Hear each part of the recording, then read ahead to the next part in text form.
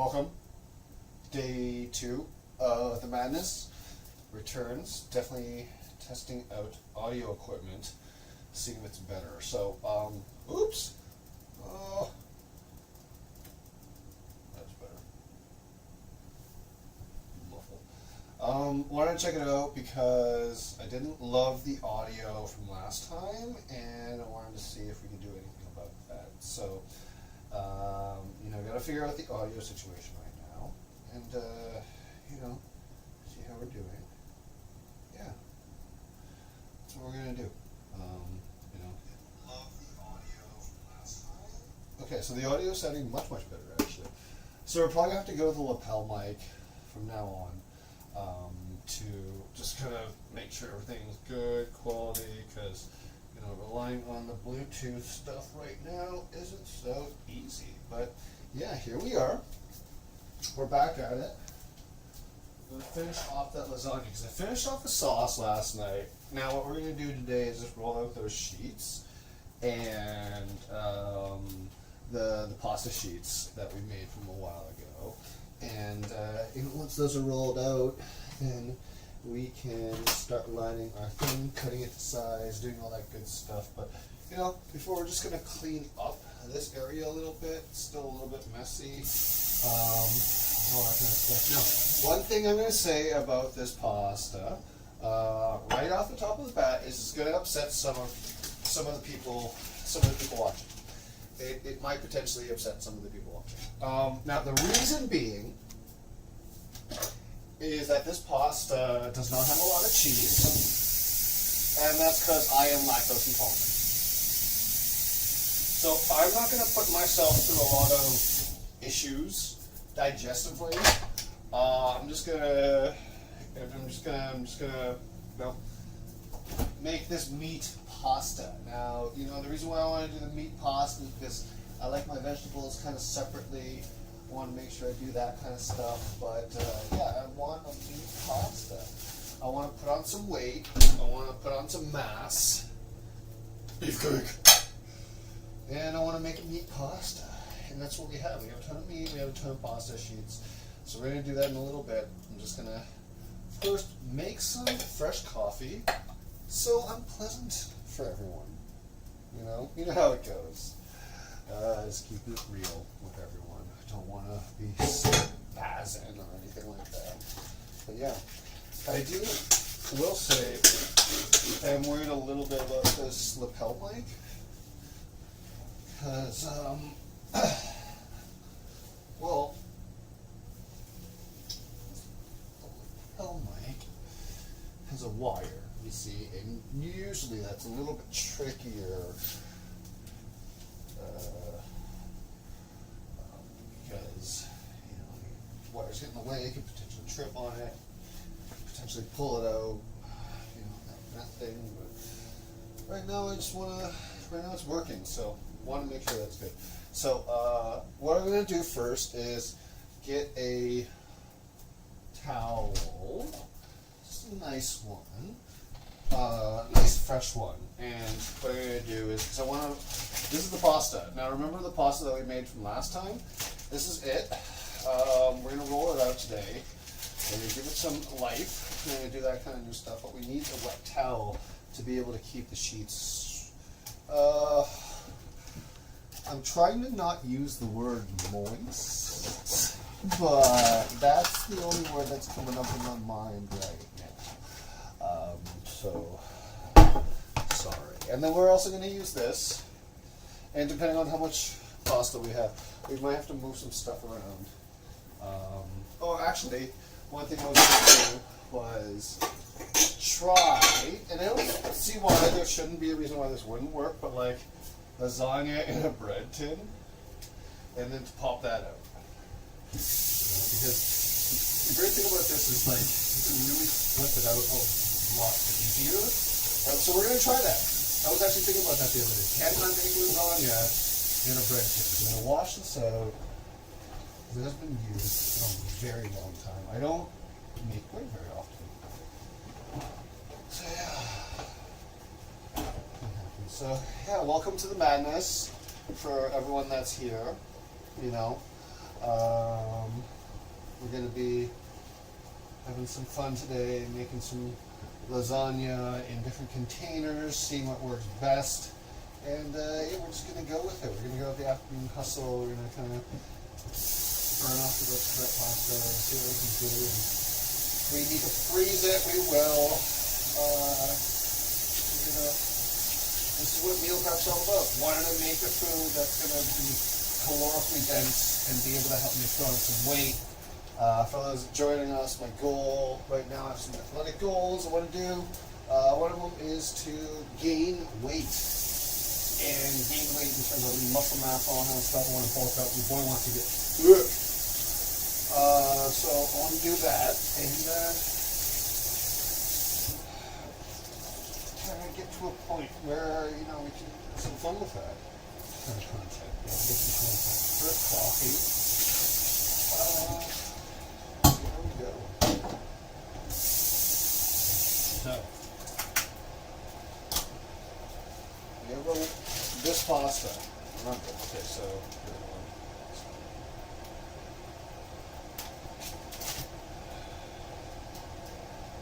and this thing that's not really.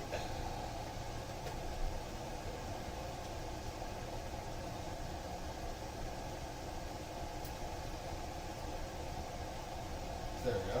Is that better? I think that's a little bit better. Okay. So the GoPro's like this.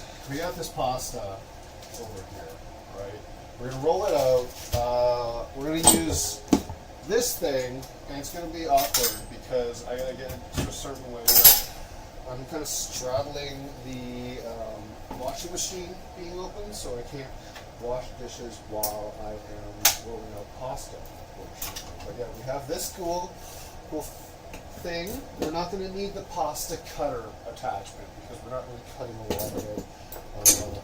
So yeah, this is going to be a fun little afternoon. Didn't think I was going to be able to do something like this, but glad I could have it over here with me. So hopefully, we'll see what happens. So I'm just going to tweet this out real quick. Not tweet this out. Why do I keep saying tweet out?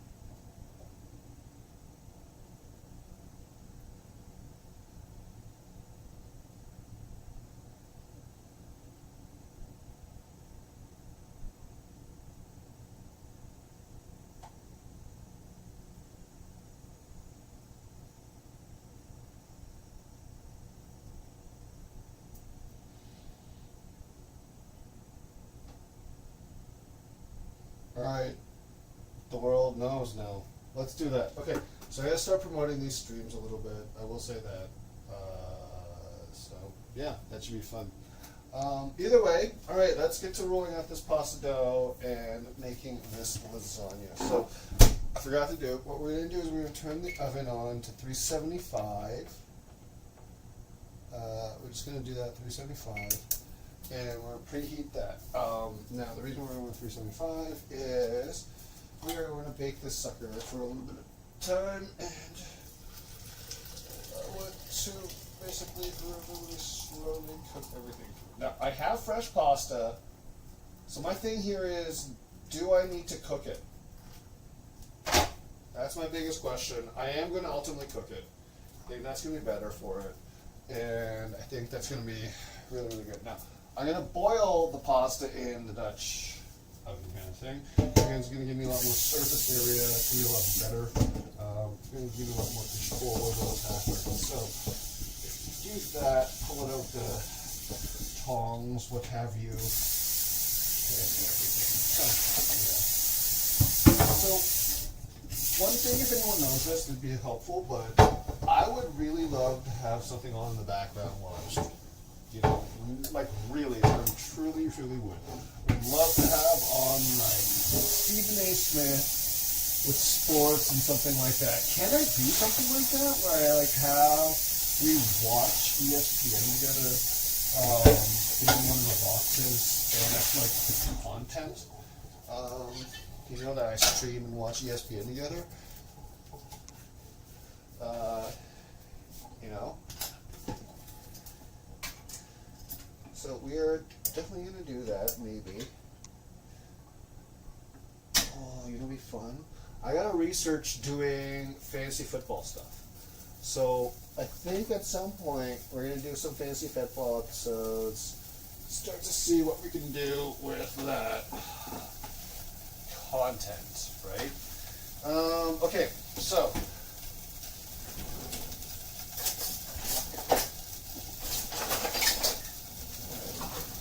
Rolling pin, and we're going to do this a little bit differently because we don't really need like that much flattening of it, if you know what I mean.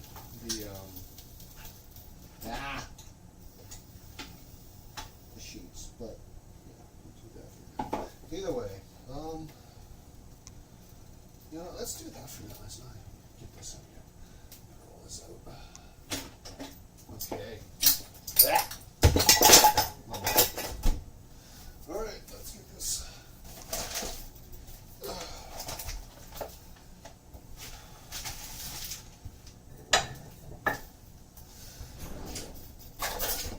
I'm going to use a bench scraper. I really like bench scrapers. Reason being is that they're really like, you know,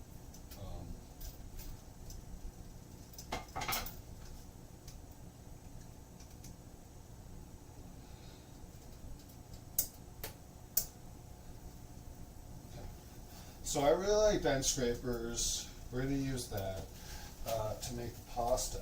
Because, you know, plan. Alright. Oh, damn. Alright. So what we can do here. I want to be able to support that a little bit better, but, you know, we'll have to see. So, I'm going to need to, I'm just going to need like, our flour, or like half a cup of that.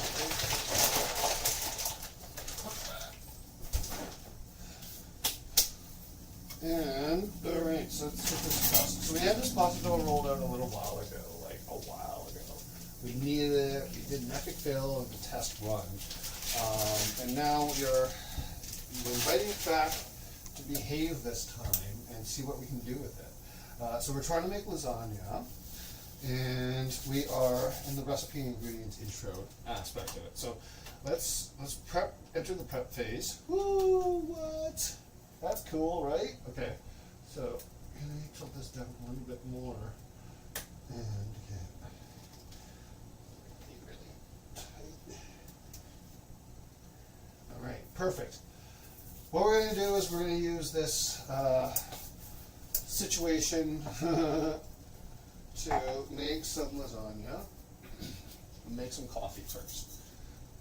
Always the coffee. And, yeah, so here's the cool thing. Now that I figured out how the audio is going to work, which I actually really like, it's going to create a nice physical kind of barrier, you know, like to be mindful of always taking off the lapel mic before leaving the kitchen, all that kind of stuff. But making this kitchen more stream-centric, stream-focused, having cameras up gradually somewhere and all that kind of stuff, I really like that idea. I really do. So I think it's going to work out. I think this is going to be great. Apparently having some upgrades, I think is going to be the next step for a lighting perspective. But we'll see. Let me know in the comments. Let me know what you think. Let me know what it looks like, what your thoughts are. But right now, we got some coffee So cheers to everyone. Let's make some pasta. So I'm gonna move you real quick to see if there's a spot here that I can get you to move to, basically, and we'll see what happens. Wait, what? Oh, right. That's supposed to be water.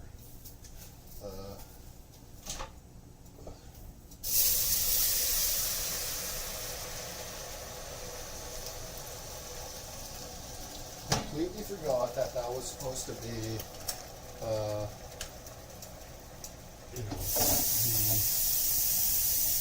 to boil the lasagna. Completely goofed on that.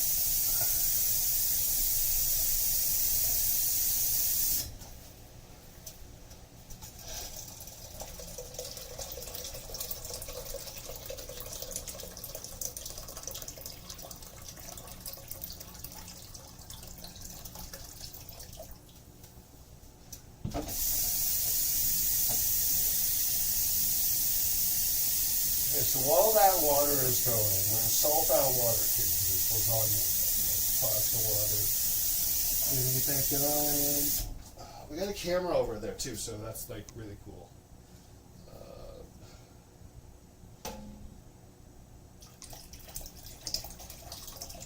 Time to get a new water boiler.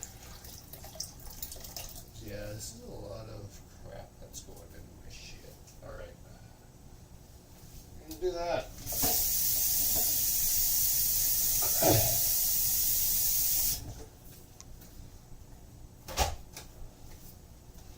Okay, so we're going to do the cooking right now. Is that better? That looks good, right? Ah, you can see the close-up. I don't like that. Whatever. It is what it is. I wish I could get you, like, mid-range, like, over where the thing is. Actually, I probably could. Give me 1 second. I think I could. Give me 1 second. Ba-bing. No, I don't want it. I'm going to change cam 1. Okay, give me 1 second. I'll be right back.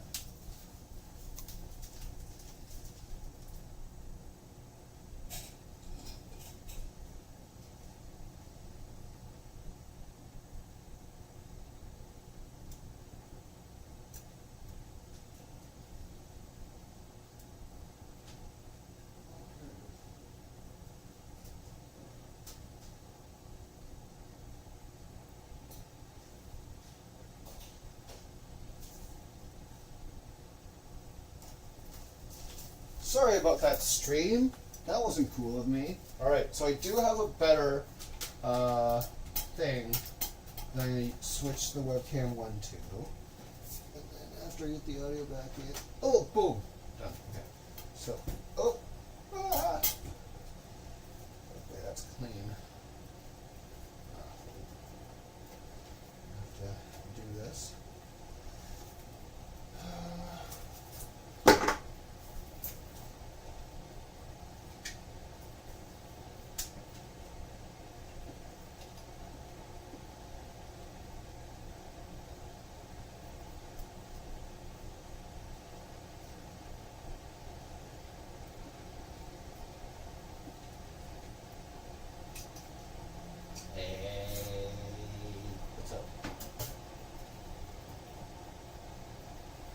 Because we're going to need light, yes. We got lights, but, I'm just not really caring about that much right now. How do I do this? Oh, that's kind of great. I get a little bit more off the thing. Okay, so let's do that. That kind of works. Let's do the cooking thing with our tools. So we're gonna just butter it up. Oh, I forgot the coffee.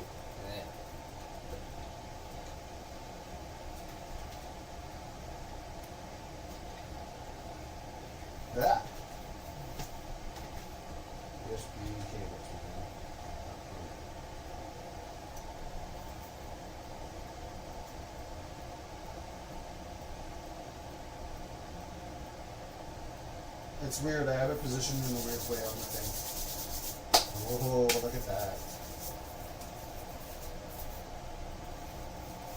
You can do the same thing, LeBron. You can play with flour in front of people as well. I like when he does it in front of the announcers, and the announcers like, what are you going to do? I have like shit all over my desk now. Like, if I was an announcer and LeBron be doing that shit, which he'd be doing, which is completely okay, I'm just letting you know, I'm not going to set up my table until after he's done doing the dust thing. This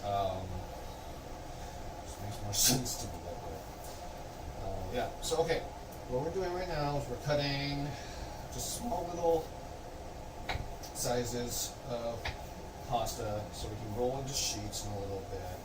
And yeah, we're just going to do that and keep going right now. So just add a little bit of everything, flour on everything, make sure it dries up in the right way. But ultimately what we're going to do is just roll this out right now. So that done. The oven, by the way, is done preheating, so that's good. We'll do that in a little bit, but right now I'm just going to pre-roll out some of these plastic sheets. Now, here's the good thing. So I don't know, I forgot when we made it. It was a while ago. So, because there is some aging to this. So the good thing is, you see the gluten now? It's not even resistant. You know, this is like gonna roll out so nicely, so routinely, and you know, it's gonna be a great lasagna sheet. So I'm gonna go through a couple different processes and show you how we can do that, the different lasagna sheet styles, all that kind of stuff, or not lasagna sheet styles, but just the idea of making it nice and flat. So here's the thing. Remember, it's lasagna, so it's not that big a deal. You just make it a little bit flat, a little bit whatever, but here we go.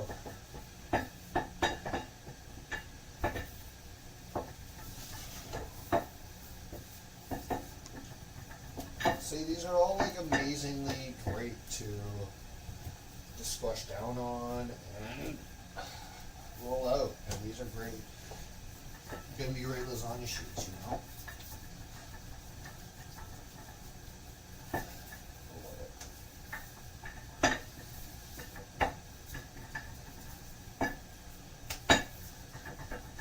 Okay, so I'm pre-doing this because I like doing things in stages.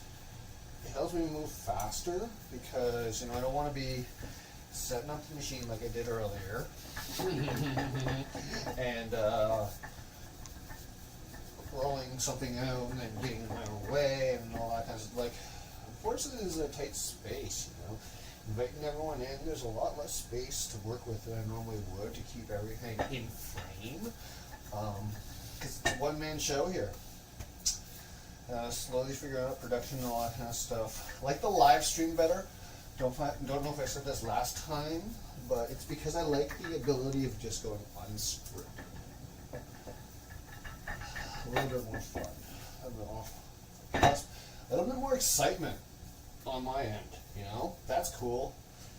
So, we'll see what happens long term. But I am hoping to do this a regular thing and just kind of play around with the settings of, you know, when is better in the week for most people, yada yada, that kind of stuff, to watch in on, and what days of the week I should set aside, how many hours I should set aside, what kind of ingredients, you know, taking care of what kind of goals nutritionally, because it's going to be a bit tricky. Don't know where I want to go with this, but I just know I want to do it. So that's fun. I'm liking that. That's a win for me. And yeah, we need a few wins. Who doesn't, right? Okay, so let's get good.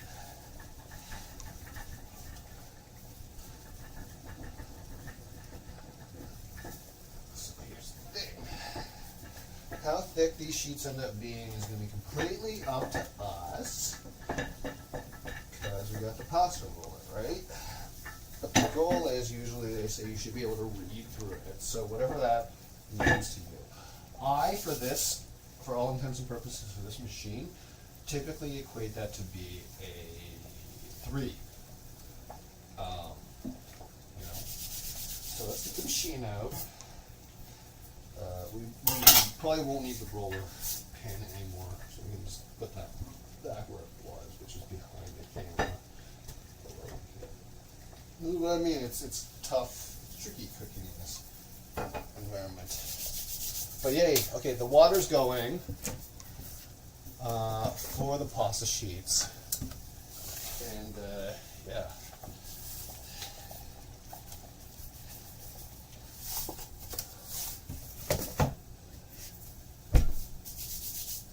Okay, so let's get this thing going. So we got our pasta roller. I'm gonna lock it down. Like I said, I get to do this weird thing with the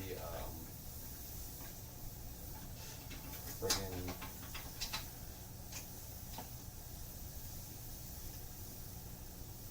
dishwasher to get under it properly, and to be able to have this pasta machine roll out properly and all that kind of stuff. All right, so we got our first piece. It's kind of ugly. Not gonna lie, kind of ugly. See, look at this. It's not a great piece. So let's take a look at this. Whoa, look at that. Look at that view. That's cool. Yeah, stop looking at my face. How about that? Look at that. That's awesome. All right. Did we hit a new jackpot? Yeah. Yeah, we did. Okay, so I'm going to start rolling this out. You're going to want to at the largest setting. So for me, that's a 7.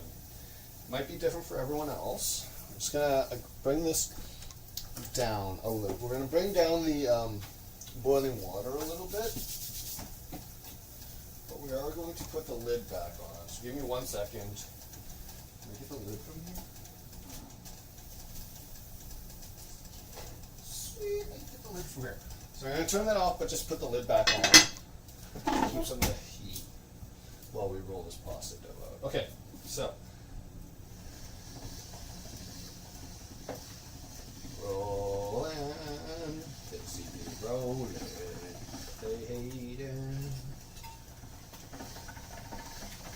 boom, nice. This is a 7 sheet. Now, what we can do to make it really, really good and nice and laminated, because this one's so ugly, we can fold it up into the 3s and just press it into itself right now. And this is where the rolling pin, I guess, can come back a little bit more. We can just do something like this, and then force it into one nicer piece. Now, remember, we can just do 3s. And all that kind of stuff. It's going to go a little bit better this way, to be perfectly honest. Look how pretty that is. Okay, so much, much prettier than last time. We're going to force it together. Now watch. Yeah.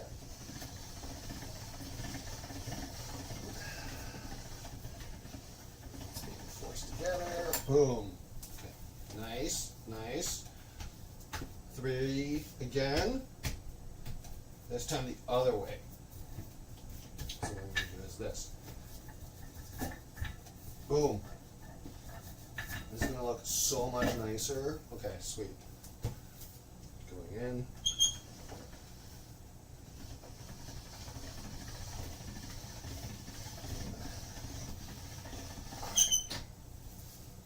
Sweet. All right. Now, we can just trim the edges off of that. Doesn't look terribly great on that side of things, I will say. However, we can just trim the edges off that. The goal right now is to get 7 sheets. I mean, not 7 sheets. Just go through our list right now and have them as flat as possible. Make sure that they don't look ugly, they don't look terrible. If they look good and flat, we can just flip them back out here, you know, that kind of thing, like that. Boom. That's nice. We can work with that, right? We can work with that. This, we're gonna have to laminate a few times because this is a little bit bigger. That's okay. See, this is okay. We can laminate this. Just gonna laminate it like that. And then, boom. What? They'll never know it was ugly.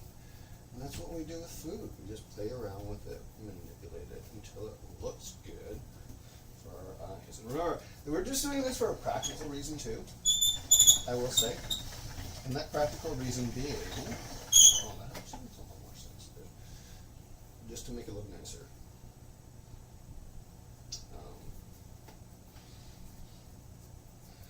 Make it look nicer. The great thing about that is that it's just going to lay out a little bit easier.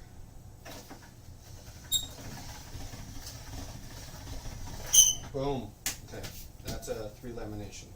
I don't like to go higher because it stresses out the dough a bit too much. It stresses out the machine. It stresses me out. There's really no need for it. This is going to be a chunky big boy. So I'm just going to cut that a little bit, make it a little bit smaller, a little bit more manageable.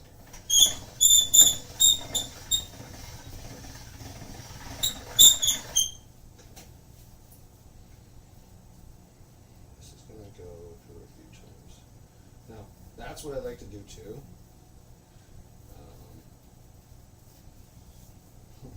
No, that's too much. Okay, so we're just going to do that.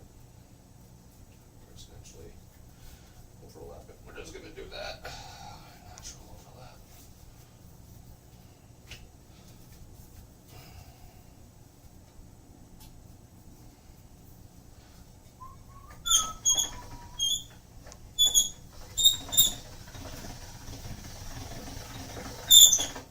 Oops. Okay, that's going to be a little bit better. I'm going to put it through this way.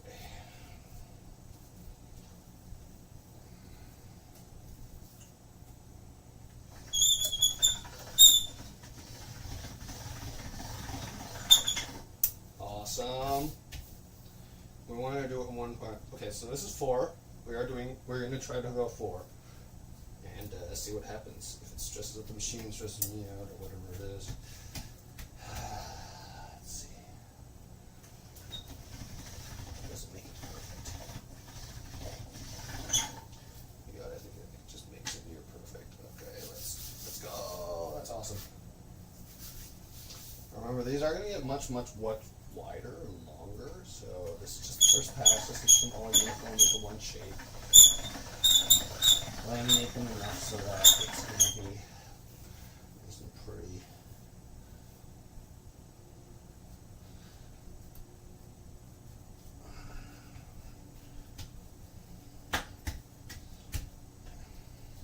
So you see how this is square? I'm not going to put it through that way. I'm going to put it through this way.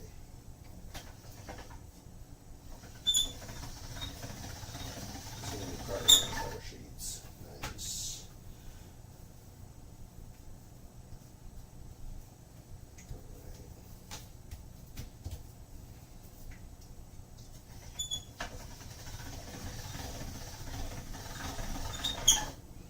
Sweet.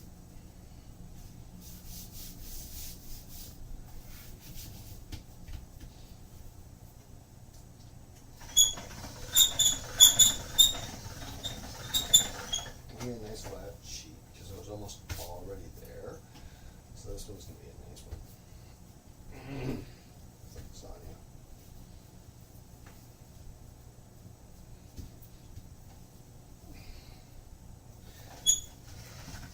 Oh yeah. For anyone new to the stream, welcome. I am Ben. I am just a guy that's trying to get back on to being the best version of himself. And, right now that means I want to create content, I want to teach people how to, do a couple of different things, look at nutrition the way I do, because I realized a little while ago, it's like, hey, got a diagnosis of ADHD, which, causes me to do a lot of messed up things because I didn't understand it properly previously. now that I do understand it a whole lot better, I've gotten out of my own way a lot more, and have been able to do things like this, set up a stream with multiple cameras, be proud of that too, because that took me a long time to figure out. I wanted multiple cameras because I always wanted the ability to be able to show people multiple different ways of doing things, right? I don't want just one singular one camera. I think that's boring. It's passe. It's not fun from a cooking show standpoint unless you're just directly talking, right? So, don't get me wrong, I like the idea. I just want to see where I can push where I'm going with this. And I don't know where I'm going with this. That's the fun thing. So, hopefully, more and more people watch. We're going to see what happens with more daytime streams versus nighttime streams. That is what I'm curious about. Can I get more people distracted during the day than during nighttime? That kind of thing. Getting you to think about your dinner options and all that kind of stuff.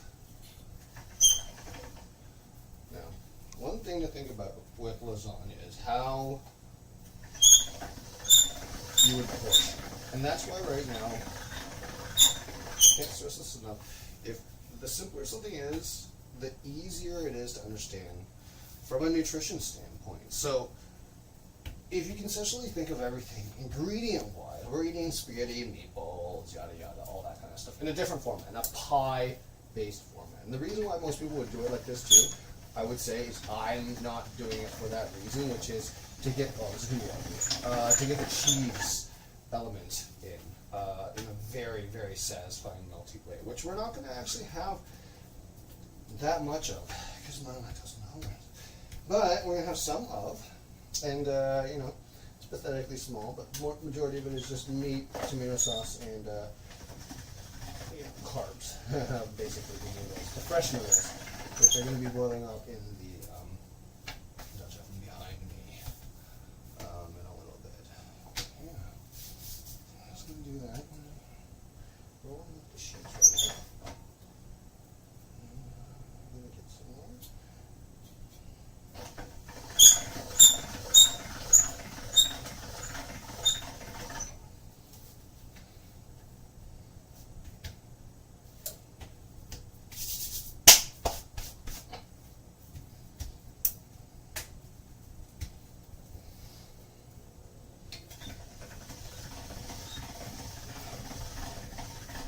That's a nice sheet. That's going to be nice. Laminate it again. Laminating it to make sure everything's nice and uniform. Distributed properly. More importantly, that it just gives us a point of reference on how to start rolling this dough out, It's nice and flat. Start that a little bit more flat,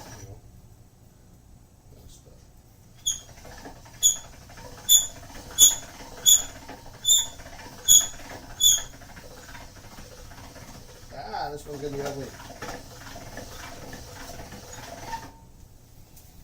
Look at that. That's gross. That's gross. Okay, this one's gross. Whatever. Last one always for show.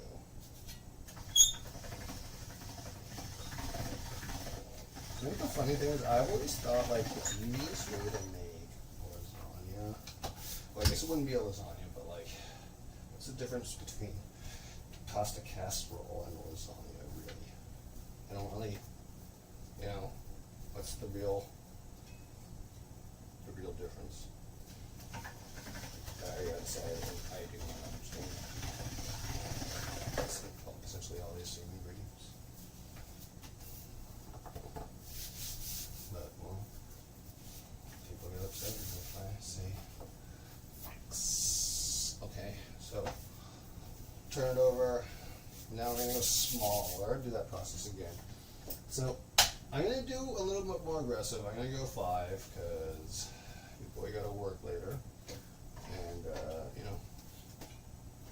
this is just going to be a little bit better. I'm going to move this along a little bit more. I think we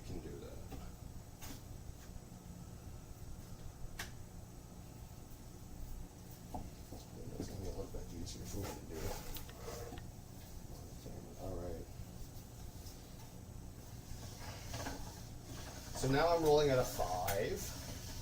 So it's going to get a lot thinner, a lot faster. And I'm not laminating at this point. I'm just going to go straight. I'm going to get the long, hopefully as long as I possibly can on this kind of stuff. But letting kind of gravity take over a little bit. Now, I am going to cut it at this point because this is excessively long. So the moment I get to this kind of length, I am going to cut it. You see how it's already a nice side just basically cut with the bench scraper. So we're going to just keep doing that for all our epoxy sheets. We're going to go through 5s. We're going to cut if we need to.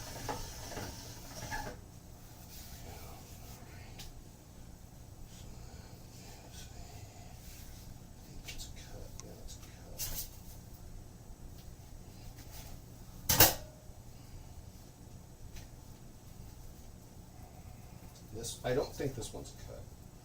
I'm not sure, but we'll see.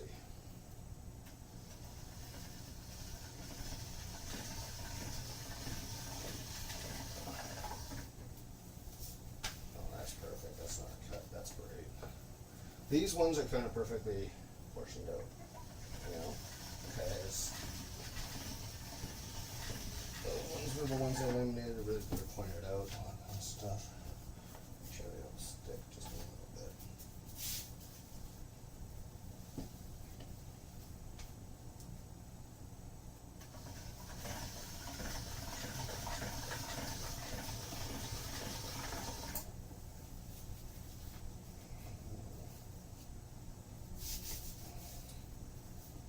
Starting to get to a point where it's getting too long, so this one might be a cutter. But this is what I like about the system, moving faster, you see? It is a cutter. I'd rather have something, a bit more workable than a bit unworkable. This one's definitely going to be a cutter. This one's super long.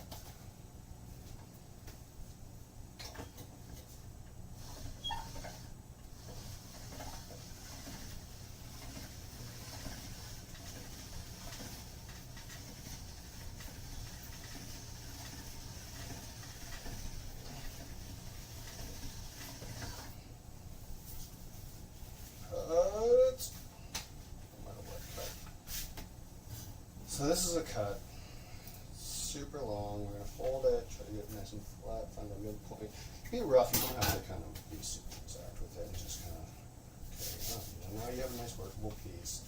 So you see how it's kind of like a lasagna sheet already. This is why I love fresh pasta, It's kind of workable, it's malleable. You can do whatever you want to it. Oops, sorry, grab the wrong direction. This helps to really pinch toward the starting point that you want to go towards. Yeah, there you go. Alright.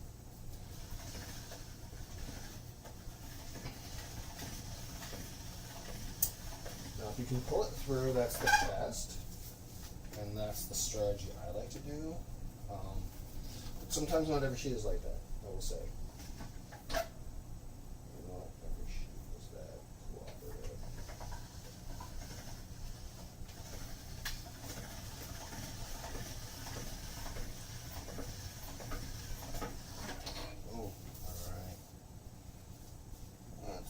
That's a bit long.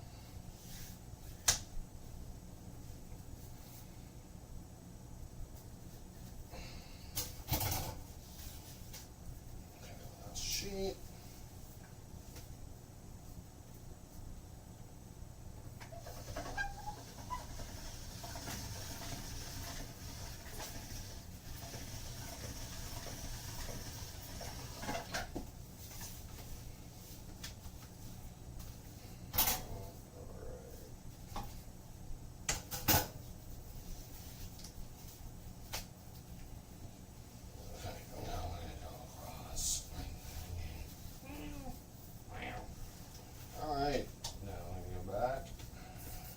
Now we're going to go to a 3.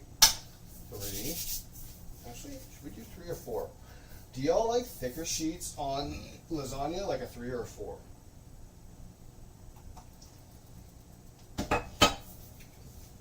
Personally, I avoid 4s. And that's just a superstitious thing. But also, like, the irony is, like, from a culinary standpoint, a lot of people would agree with that. Because, oh, I messed that up bad. That looks stupid. But that's roughly the shape that we want it to be. The length, I think. So yeah, we're gonna get better at it.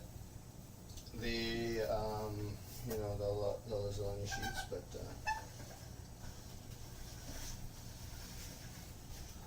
we're gonna get better at it.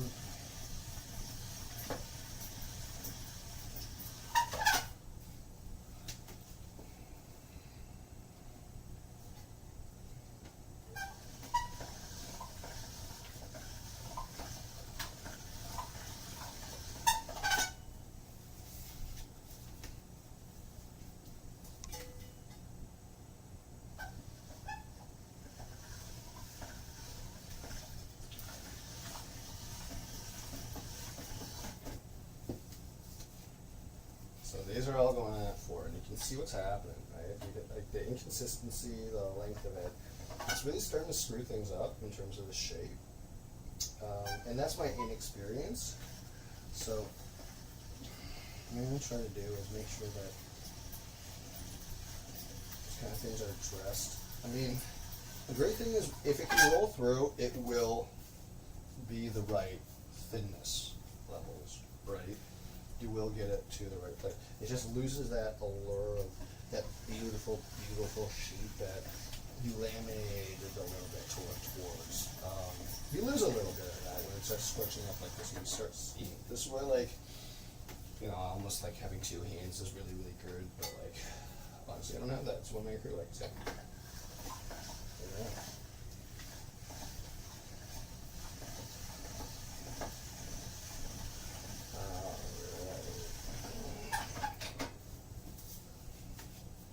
Okay, see, this is nice and long.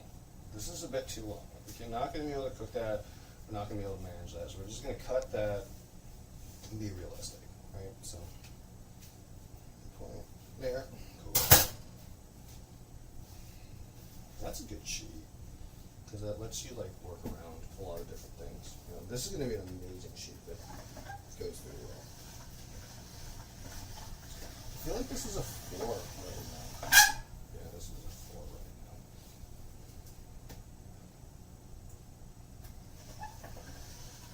We're not at a 3, and that's why these kind of sheets are coming in through the way they are. At 3, I think they'll be a little bit better, and we'll be having a better focus on what we're going to do to cook them. But I don't know, 3 or 4 right now. This is 4. What do you want to see? Chat, tell me. Tell me, chat. Tell me.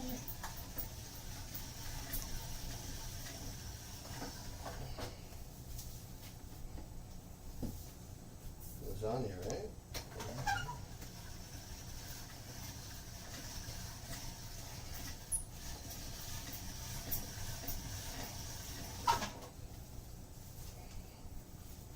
This one's going to be cut for sure. For sure, this one's going to be cut.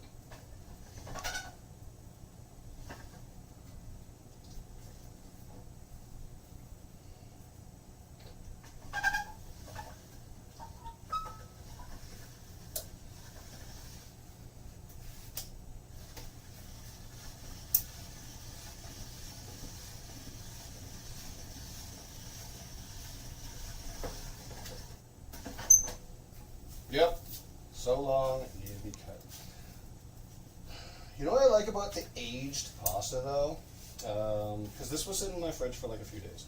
The great thing about it, I know you're like, yeah, it's not fresh pasta anymore. Yes, but hear me out. The gluten right now, the pasta right now, it's being worked in a way that's so easy. There's no resistance. It's like silky living for this thing. I can't even explain it to you. It's that simple. It's textbook right now. So many sheets friggin' phenomenally beautiful, and it's because that aging process. I'm pretty sure it's going to give it a little bit more of a different taste. I hope it gives the gluten a little bit more of a different feel, but we will see. But yeah, this is 4. This is 4, I think. I'm pretty sure this is 4. Okay. Should we do 3? What's everyone thinking?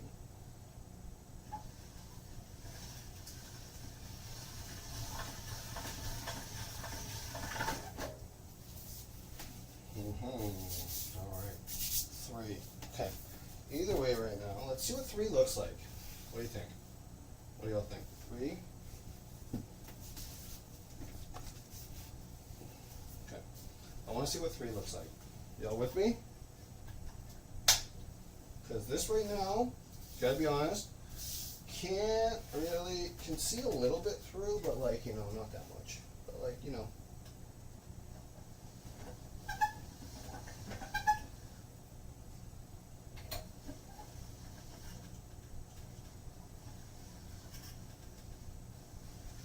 Okay. So we're doing an experiment. This is 3. I hate it. Okay, so this is 3. Too thin? What do you think? But we definitely need to cut it. Right? Okay, so this is what we're going to do with the lasagna sheets. You see these sides?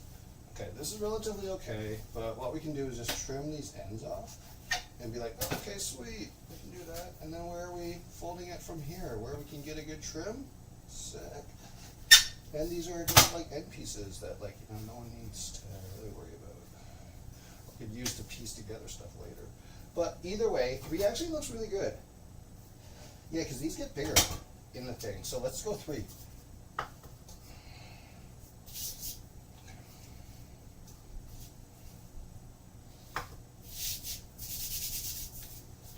We need more flour.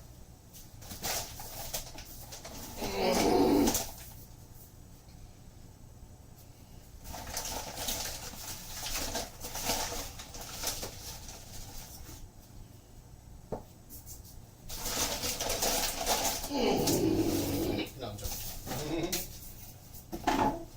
Alright, 3. We're looking good at 3, I think.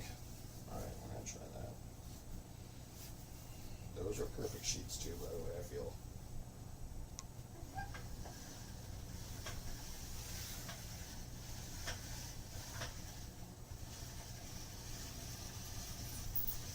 Does 3 always fuck up like this? Ah! This sucks.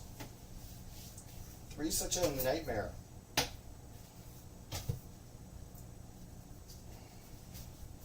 Like, 3's half okay.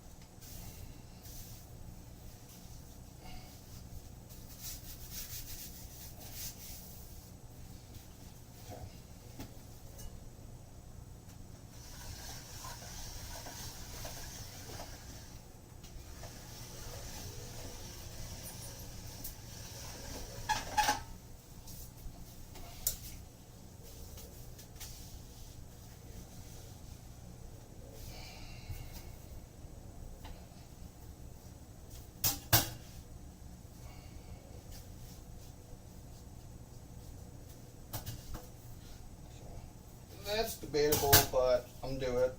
We're gonna see. Yeah, that's nice. See? No regrets.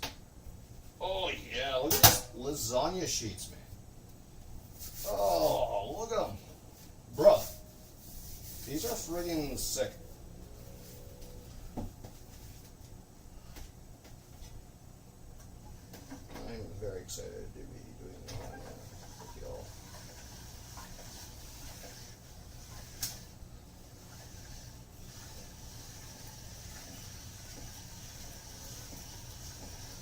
It's so unfortunate that it does that I don't have the skill set to make it, like, you know, a lot better. Once that starts happening, you know, I want to be able to, you know, towards, no, I don't consider that.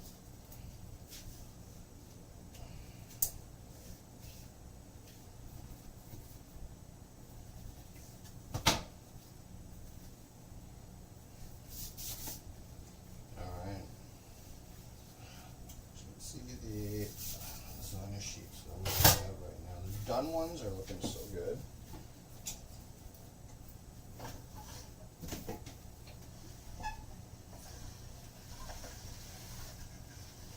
Yeah.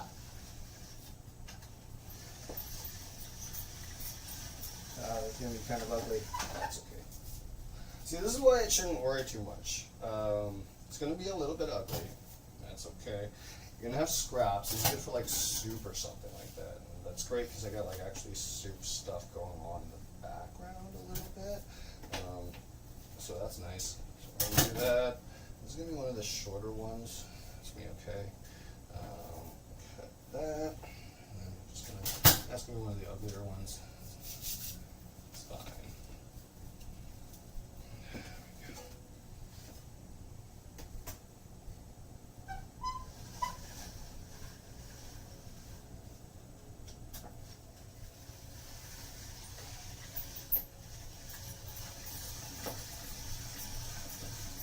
You know, I just want to roll them all first. Let's roll them all first. Yeah? Okay, let's roll them all first. Let's do it, Chet.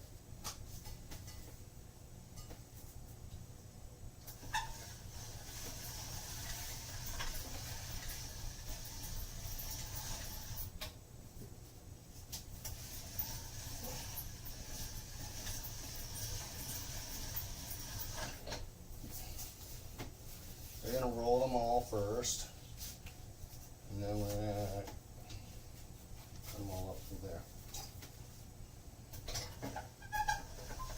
I'll get this thing out of the way.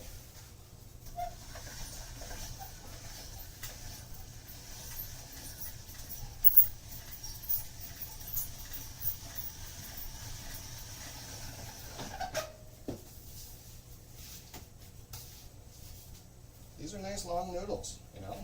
These are awesome. There's gonna be a lot of them. That's what's gonna be really great about this whole thing. So I'm gonna get a little bit.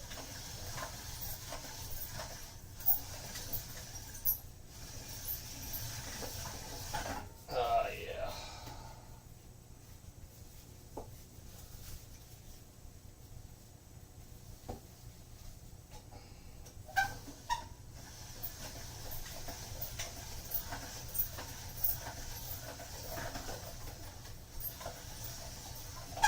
Oh, that's a nice little strap. So I can just like tug on the noodles a little bit, and while they're going through, and actually control the direction that they're going through. That's kind of cool. Okay, so let's feed it through. See what we can do here. Okay, so as long as I hold it up like this, it's going in a little bit stretchier. Oh, nice! All right, I think we're perfecting it. I think we're getting it. The rollout kind of thing. Okay, so we're gonna do this. We're gonna pull, stretch while it's going through. The last little bit you really can't, so that's okay. But wow, look at that! Look at these sheets. It's gonna be awesome cutting on these. Okay, let's do this. Let's see where we're at with this. All right.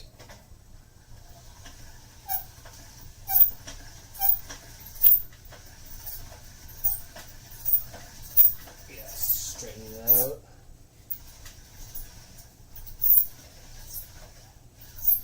This is not the greatest example, but that's okay. They're not always going to be. Plus, this is a cut in half kind of one, you know? This is just, ooh, this was super long. Alright, let me see what I can do. Let me re-roll this. Let's re-roll this. This is probably going to be one of the other ones.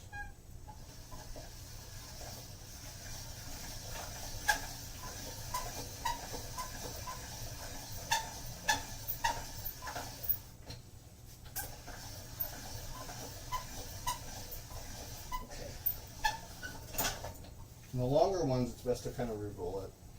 You'll get it a lot flat, a lot flatter. This is going to be like 4 noodles. Look how long this is. Awesome. You know, this is sick. This is what I'm talking about. This is home cooking, you know? I love home cooking because you know what? You're turning all this nutrition into good food. All these ingredients, whatever have you, and this is the great part, right? We're going to be doing some crazy things with this channel. We're going to do things all related to health, like all related to health. And that's going to have a couple of different, experimental videos that people may or may not click with. And but you know what? We'll see where the exciting adventure goes, It's all a journey right now, and I invite you to come along. That's the fun part of it. So this was extremely long. I'm just going to go through again one more time. And, oh, it's getting even smaller and the duct's reduced.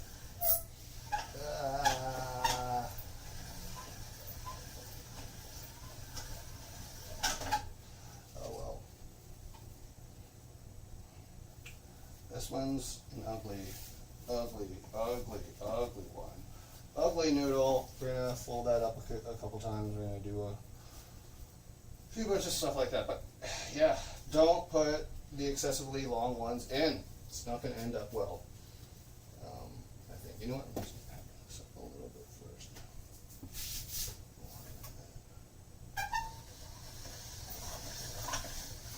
The shorter ones are definitely easier to control. A lot easier.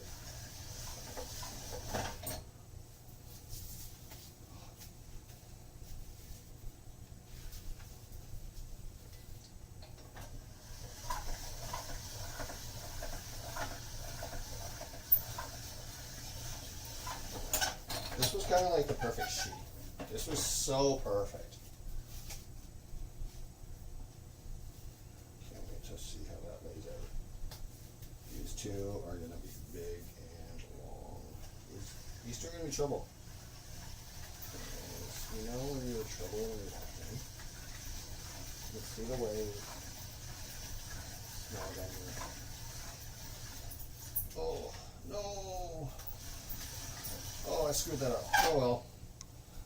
See, I told you, I knew you were in trouble when you walked in. Okay, we're gonna do that. It's gonna be that's gonna be a bad noodle, but we're gonna be able to save it, alright? We're gonna be able to save it.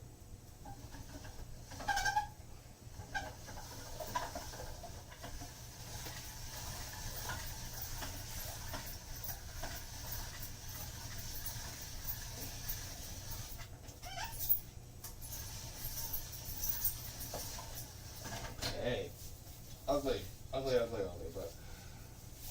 we're getting to that point where I just want to stop working this weird way, which is having the thing kind of open while we're doing that. So I get to close the door now, and now we're going to cut some noodles. So we're going to take this, and we're going to just model after what we possibly can, like this. So this is the great part. Just go like that, and then, oh, sweet, that's a noodle. That's a nice long noodle. That is noodle. That is noodle. That's a noodle. That's a noodle. And that is spread. And we're doing this.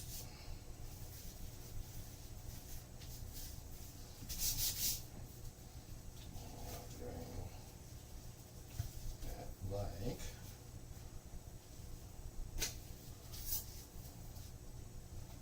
catch you there.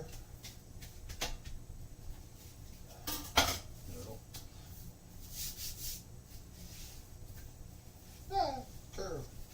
Curve noodle. This is kind of okay because we can just do this, straighten it out a little bit, cut an angle.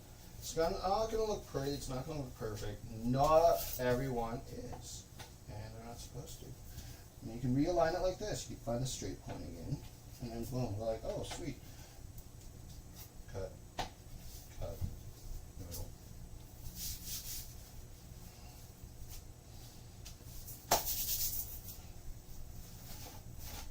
I should stop wearing black when I do pasta stuff. Oh, there you are. All right, I'm getting flour all over myself, and it's very, very apparent. All right, this is gonna be, ooh, okay. This one the nicer noodles. Oh yeah, this is the nice noodle. Okay, we're gonna take this. Trim that off.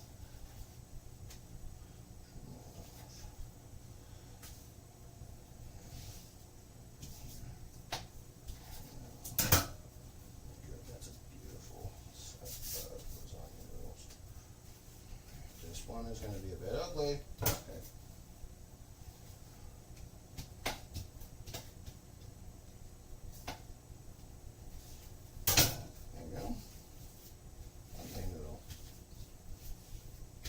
This one is going to be ugly noodle.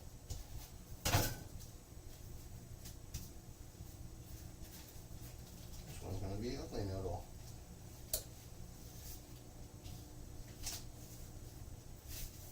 This one will be really ugly noodle, so be careful. Oh my God! Alright, any lean beef patty fans in the house watching right now? I love her stuff. I love that she talks about dietitians. I love that she talks about intuitive eating. I am a big fan of her content. Dream would be to collab with her and be like, hey, what was your experience like working with dietitians? What do you think is the rate limiting factor? Do you think that they're connecting with your athletic goals and all that kind of stuff? Because I think one of the biggest things with, I don't want to like criticize dietitians or something like this, but like criticize people in general, just like, or anything like that, be negative. But you know, I feel like at the end of the day, a lot of people really need to consider where and who they're working with. Do you have someone that you really, really like where they're coming from? Where is their philosophy? What are they telling you is the end goal? What should you start to think about, like in terms of philosophies? Am I eating differently for a particular reason, right? Am I doing intuitive eating for a reason, or is this like just something that my dietitian brought up? Because sometimes I will say, you know, practitioners go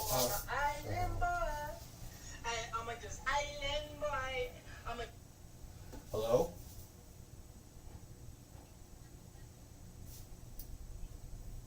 That was a telemarketing person. We're going to ignore that. What I was saying is, I think sometimes the most important thing, and if you're able to, this really depends on, like, you know, whether you're able to and stuff like that, right? But if you can find a good connection with the person that you're working with, and they can understand you and what your goals are and what you're trying to achieve, and they're supportive of that, that's what you need. You need someone that's qualified within that, right? And I use the word qualified loosely, because someone that's, you know, training the art of something but doing something else is not qualified at both things automatically, just because they're, you know, whatever. That's a pet peeve of mine. It's like, oh, just because you're a dietitian you can give sports nutrition advice. I'm like, no. Some dietitians that should stay away far, far, far, far away from sports nutrition, you know? But yeah, that's just my 2 cents on it. I think you should people should be finding their health practitioners, their personal trainers, that kind of stuff, based on match, based on fit, based on vibe, basically. Like, am I vibing with this person? Are they saying things that make sense to me? Are they like scaring you with like, oh, they're always recommending supplements and like it's an MLM scheme and all that kind of shit, you know? You know, that's obviously not good. So, you know, just kind of do your own thing. 21. 21, can you do something for me? Can you get a little rich flex for me? 21.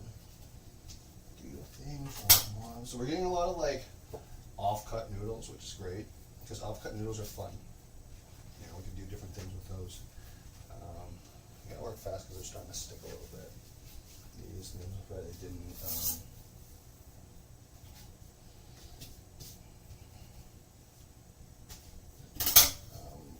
Whatever.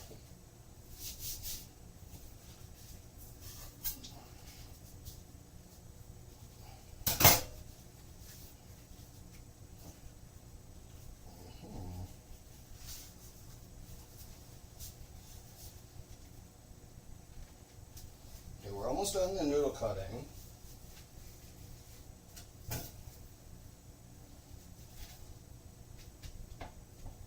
Noodle cutting is really, really good.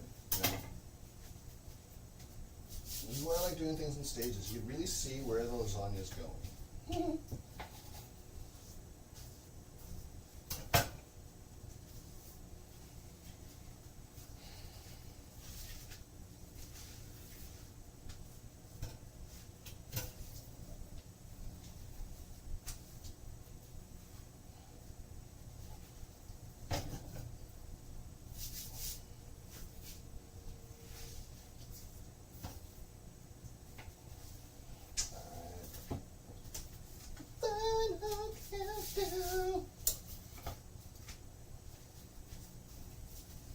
Ooh, this is a nice piece. It's going to cut into nice things.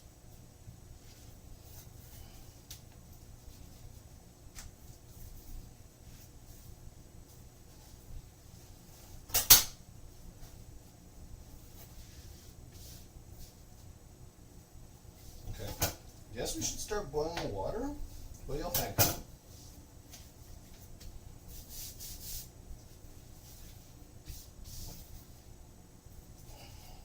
Enough to be a piece of its own. I'm going to keep it even though it's short. Short stack.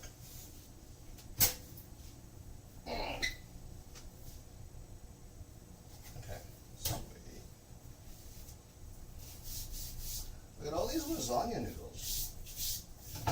Bro, we're eating well, dog. Okay.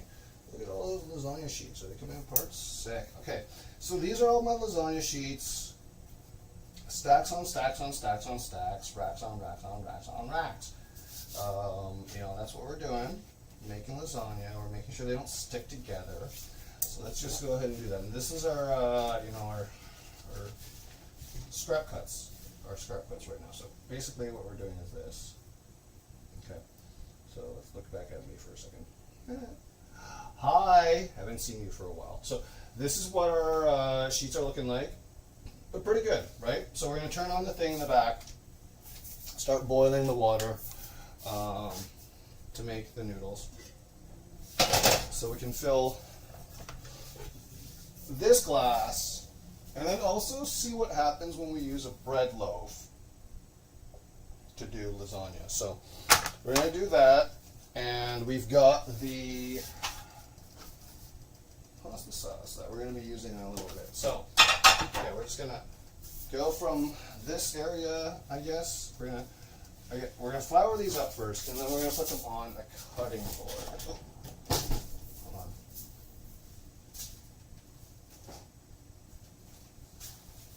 Yeah, we're just going to use a cutting board because it's going to be nice and easy to transfer to. Plus, it's a nice plate and all that kind of stuff.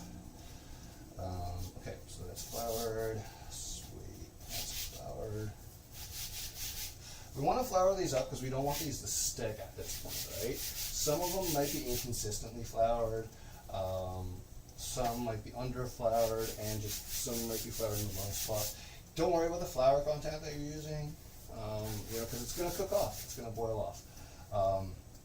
You just need to prioritize really making sure it doesn't stick at this moment in time before it starts cooking. So I always say if it is sticking, put that sticky side up when you separate it, because that's going to allow you to really make sure that the stickiest side is covered with flour and really, really not sticking the way you want, or the way you don't want, I should say. So yeah, there we go. Check it out.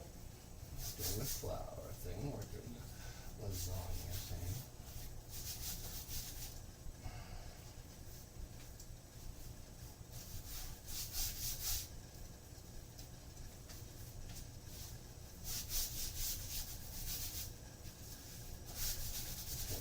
Some of them are nice and floured up already, you can already tell. But yeah, we're doing this. See, you can see some of them aren't that great. Well, don't worry about that. Not all of them are supposed to be perfect. That's unrealistic. And you could make them, I guess, perfect if you wanted to by cutting them up. But this is one of the more perfect ones. So check this out. Boom. Look at that sheet. Beautiful. Beautiful. Another one. Uh.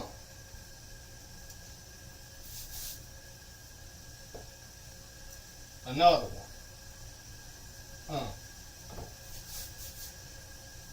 Another one. This one's not that great. This is straightforward. Just being. Another one. This is close. Another one. DJ Ben Kelly.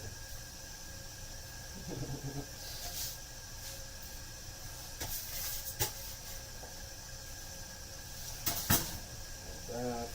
Nice thin.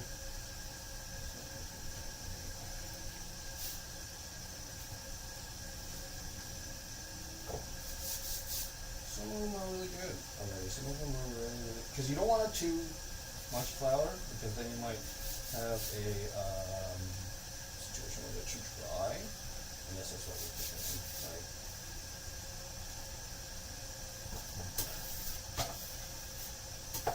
This is why I like the bench scraper, because it allows you to really collect a lot of those flour, the flour,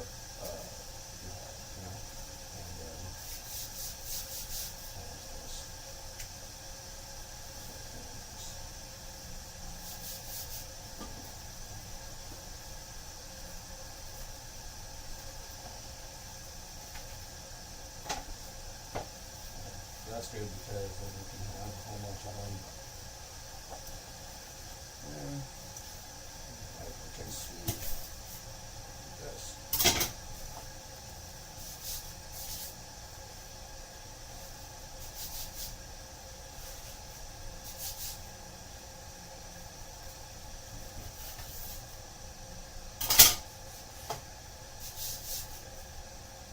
Almost done flouring everything. And looks like our water's almost done. So this is perfect timing. Oh, this is a good one. Look at this. This is a beautiful sheet. Holy crap. Some of these are picture perfect. Like this is really nice, but like small, you know. That's good. It's good. I like it. This one's good too. Right, early ones. This one bad. This is the first one. Like I said, you could always make it better to your liking. You know, you could always trim off pieces. You always do stuff like that. Yeah, make it you know. Just trying to find my brushes right now.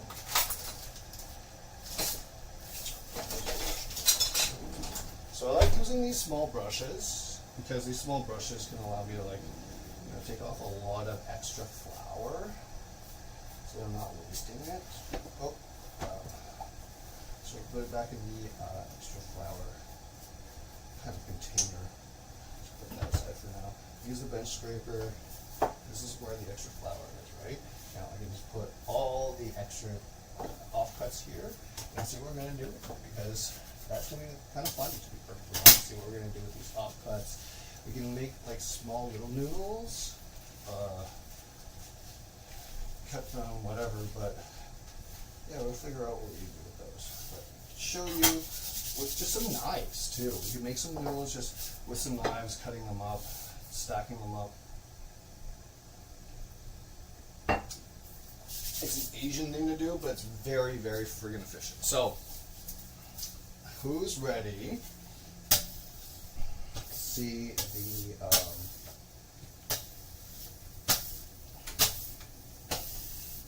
who's ready to see the stove, basically? Okay.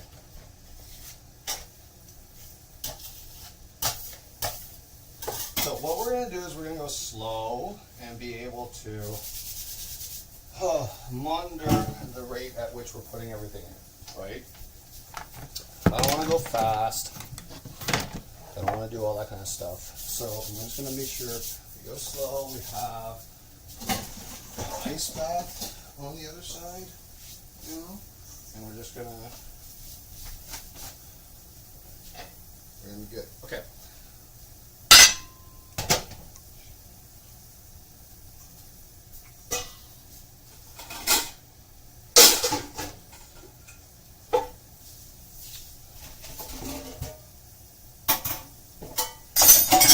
to show you what I do with the lasagna sheets because this would be really, really cool to help you. So what I'm going to do is show you right now what I do with the lasagna sheets whenever I make lasagna. Now, this is to make sure that they don't continue cooking off the stove. You know, like I don't want to do that. So, and you want to control a lot of those kind of factors, and then you want to drain, and you want to do all that. But then lasagna sheets kind of stick together unless you oil them. It gets kind of messy. So what I'm doing is I'm making a water bath, and this is cold water, and I throw some ice in it. I got a ton of ice in there, and this ice is going to really help slow down and stop the cooking before I transfer it somewhere else. Okay? Because these are pasta sheets that are fresh, right? They're going to cook really, really quick.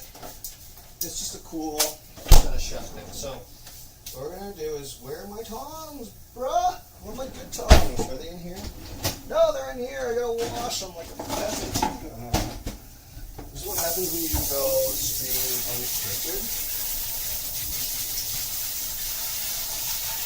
These things happen, you know, the reality of unscripted streams is that we look kind of silly sometimes, but that's okay. We're here for the memories. We're here for the moments. So, yeah. Comment, like, share, subscribe below, see what you're thinking, see what you're liking. I like what you're doing, kind of thing. I am looking forward to people being like, hey, Ben, could you do a stream? Or, could you talk about this during your stream, all that kind of stuff. I do want the idea of like AMA streams. I think that's really, really cool. So we'll be able to do that, later. We'll see what we can think. But yeah. Okay, right now, lasagna's going. So what I'm going to do is I'm going to switch over the camera a little bit. I'm going to show y'all what it's going to look like. So, watch out, watch out. What?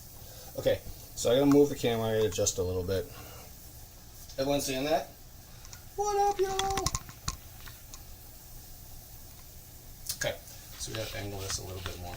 All right, so we're cooking this shit now, and we got our lasagna sheets here. So I don't like to put too many sheets in at a time, but what I do like to do is make sure that we're timing everything appropriately, right? So I want to make sure that they're separating. You got to keep them separated. You got to cook them, but you also don't want to overwhelm yourself. So a few sheets in at a time. I think for me, my magic number is 3 before it starts to get a little bit overwhelmed. Because remember, you got this thing next to you, right? And then you're gonna put everything in to a little bit of a drainy situation. So there's that. All that kind of stuff. Boil,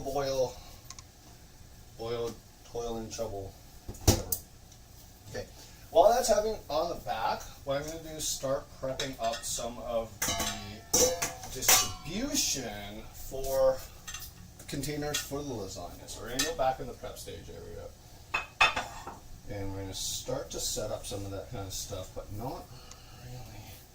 And then see what we can do here. So I'm going to see, because I do have a second camera in this scene. Let's see, depth stack, go tap. Oh, shit. Okay, so check this out. What I'm going to do is have this going. Oh, what? Yeah. Okay. Because this is going to be kind of interesting. You don't need to see that kind of stuff, I don't think. But right now, what's going to be a better view? This. I think this might be better. What do y'all think? And then the GoPro over here. But the depth stack. Yeah! Bro, that looks awesome. Okay, sick. Alright, so let's hold on. Can you just turn up a little bit more? Batteries are dying in that. My lighting is dying for the camera. Okay, so this is good. I forgot. Okay. I'm going to put that here. Boom.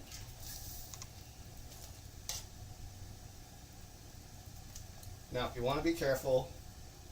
Boom, another one. Boom. Another one. So it stops cooking. You can start handling it. One, two. Could have done that a little bit better. Three. These ones are going to look beautiful, by the way.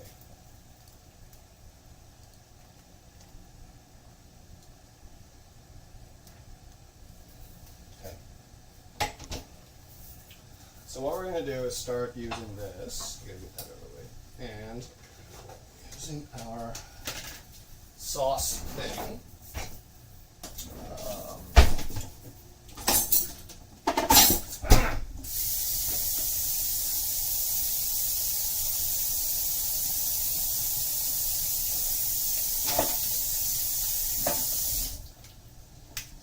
Start off by putting, I'm going to show you in this before I show you in the bread thing, because it's, you know, a little bit easier. But two roughly in here, 2 cups, or 2 spoons, ladles worth, because what you want to do is create that bottom bit separation. And I am going to put oil in here, but what I'm also going to do is show you what I do with my little spatula thing.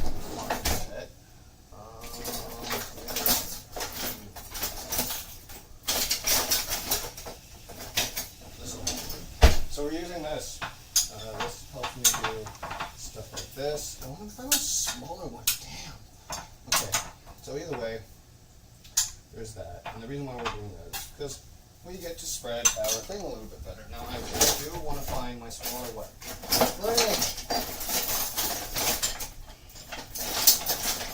This is what it's like when you're watching a streamer with ADD stream. That's okay. Being kind to ourselves, we don't have to be perfect. Found it! Oh, yeah. Bro. Found it. Okay, we're going to do that. We'll add a little bit of olive oil to it, just to guarantee it doesn't stick. And, alright, we're ready to pull these. Okay, and this, we can pull this temperature down a little bit.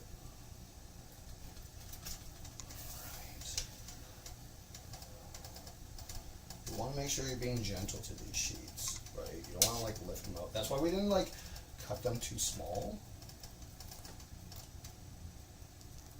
See, that was probably dangerous. Okay, so I'm going to do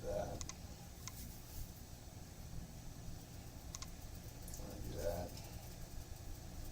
You want to do that. Okay.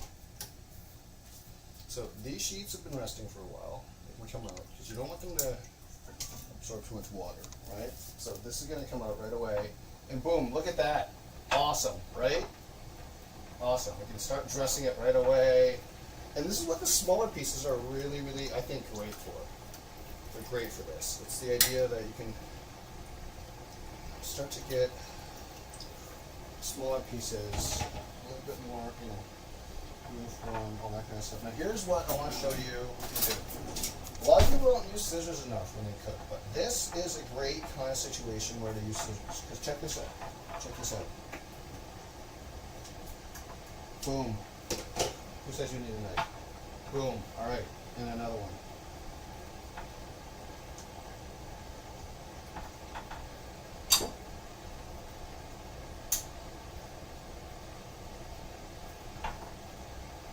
Boom.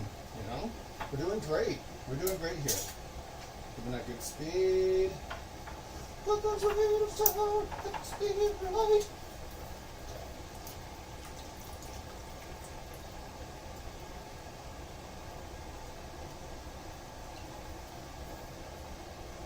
See how wide that piece was? Holy crap. Bro, that was awesome. That's almost like a full thing. Use scissors when you cook. Scissors are awesome. Alright, so like,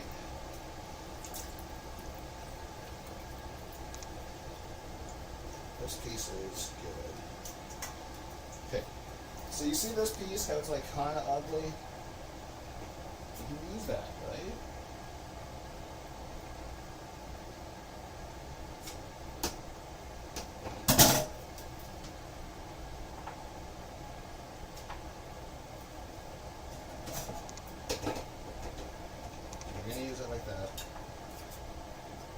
Boom.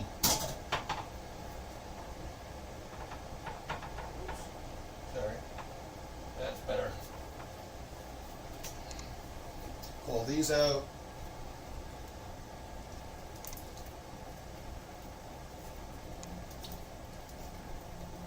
And here's the thing. You want to be able to recognize that you can put some more hot water in this at some point, because it is losing a lot of water when you're cooking like that. And that's why I have the thing boiling right now. You know, that's why I think a couple of different things are going on at the same time right now. But yeah, we'll see where this goes. All right, so there's that. Another there. Let's go over there. Now, I wish I had a little bit more vegetables. I should have saved a zucchini. Should have had a pure vegetable layer. What are you gonna do? We're just gonna do this. Let it all combine together. Do a little bit of cheese and a little bit when it makes sense. But right now, all these meals are just looking so great. So we're gonna put the extra water in. That's just boiling water. And we're losing a lot. We don't want that. So let's go back to the sheets in the past here. Okay. Pause the sheets. Pause the sheets.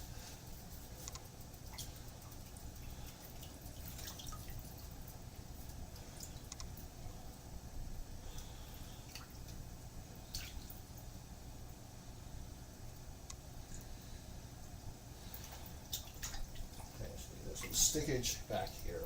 You didn't see it, but there was some stickage. This is a crazy good pasta sheet. Oh man. Okay, let's find a crappier one. This is a crappier one. Okay.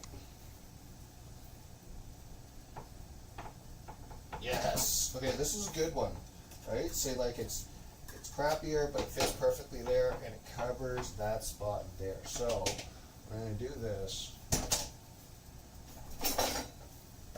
I'm going to get this meat sauce out of here. Top it again. Yeah.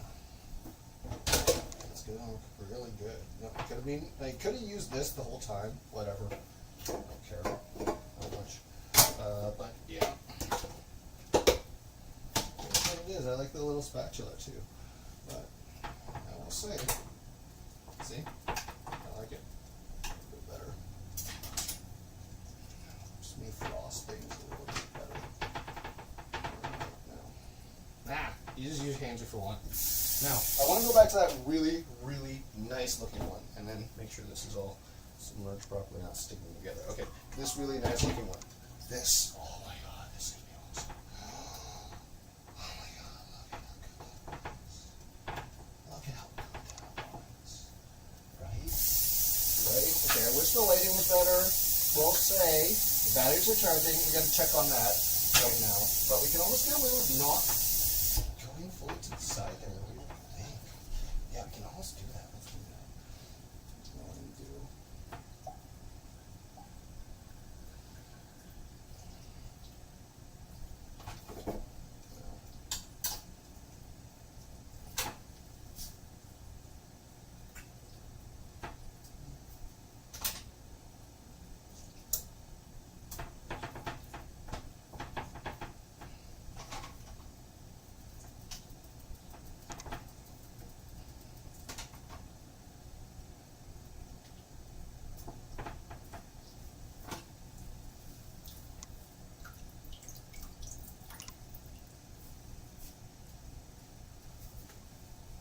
Oh, what? That's good. But we can't just get away with this. Yeah, we can't get away with this one. We need more on that side. So we're going to pull up straight like that. Do the cutty cut. And we're just going to put this one aside and choose one of the better longer ones because it is a top layer. And that's going to help. Okay, so we're going to go there, pull these guys out.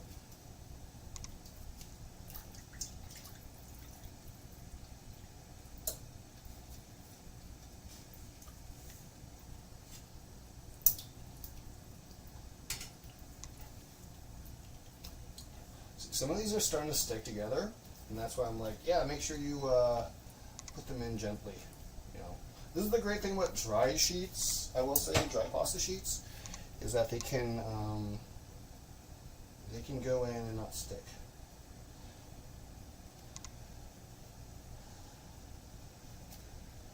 That was less good.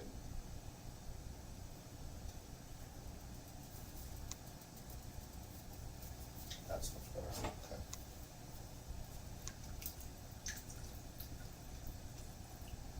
There's one here that's going to stick if I don't move it because you can feel it. Felt it when I put it in. Yeah, this one's already sticking. Oh, it's cracking. Yeah, that's not good. Okay. Beneficial.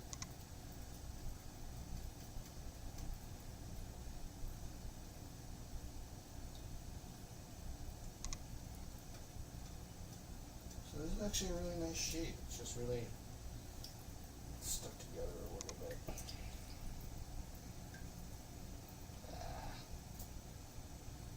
Why I hate sticking. Oh well. It is what it is. You can get it out. And yeah, it's looking good. So this is looking good. So that's going to be ready to go in a little bit.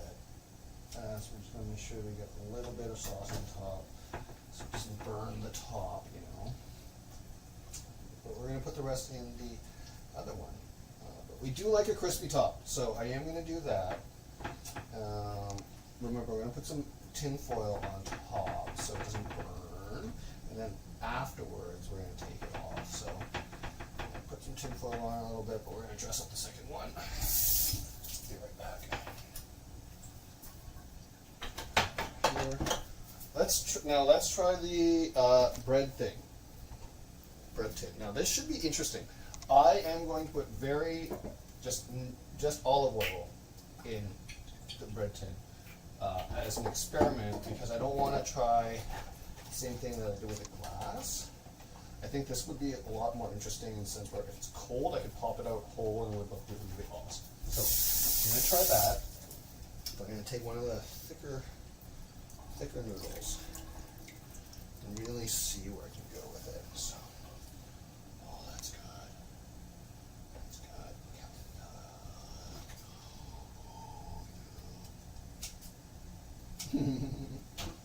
Okay, that's good. Let's put some meat in there. Yes. Now I like this too because it's a little bit thinner in terms of the meat, and I guess we could just kind of like roll it up on itself if it's too thick. But yeah, we could just keep doing stuff like this, right? Just layer it on, spin on the side. All right, well, we're gonna see how this bakes together. We're gonna see what it does, and then oh, look at that, small little pieces. Okay, so we're gonna slow down on the lasagna sheets right now. Whoop. I don't think we need that many right now. This is gonna cook pretty fast.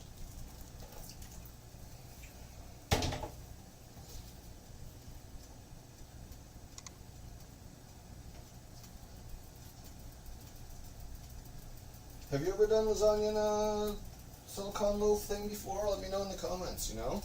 What was your experience? Was it good? Did you like it? Was it something that you're like, no, avoid this, or make sure you do this? You know, let me know in the comments. What are your thoughts? What are your experiences on this? Because we're running low on filling, I must say. That's a bummer. Right now, we're running low on filling.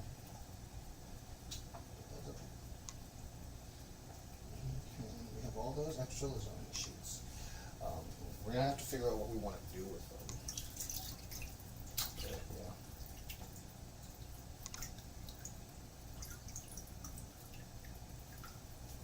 Look at these sheets, man. Some of these are perfect, like so perfect. Ooh, I love scissors. Using scissors when you cook. Next double hack. You can even get in there with a knife, all pretty and shit, doing that. No. Oh my god, is this almost perfect for nothing? It is almost perfect. What? Oh my god, everyone, check it out. That's how almost perfect it is. In terms of the filling. Okay, I'm glad I didn't put more in.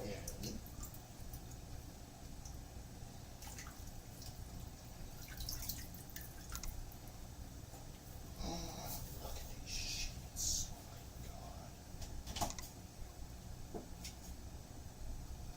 my God. Are you kidding me? Look at these sheets. So, like, there's not enough filling. I want to do more layers. There's not enough filling. That's okay. Wait a minute. There is something that I could use. There is something. Okay, where is it? Where are the leftovers? Leftovers. Okay. See, this is leftovers edition of Cooking with Ben, and with some tomato sauce the other day. Just gonna throw that in here. Just cook it up. Yep.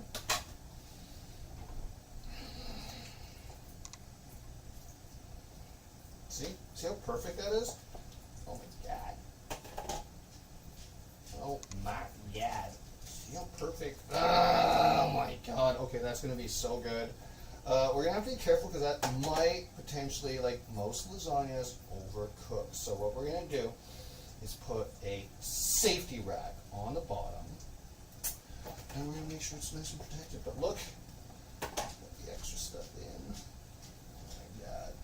What do you think? Should I do? You know what? I'm gonna flip it out, right? Let's do that. What do y'all think? Should it be noodle on bottom? Or is that crazy? Is that crazy? That's not a good noodle. That one broke. See, the thing is, sometimes you're going to get broken and bad noodles. And that's why you have to make so many extra. This is a good one. Should I bake it like that and have it, like, you know, really, really try to, as much as possible? Should we try to do that, chat?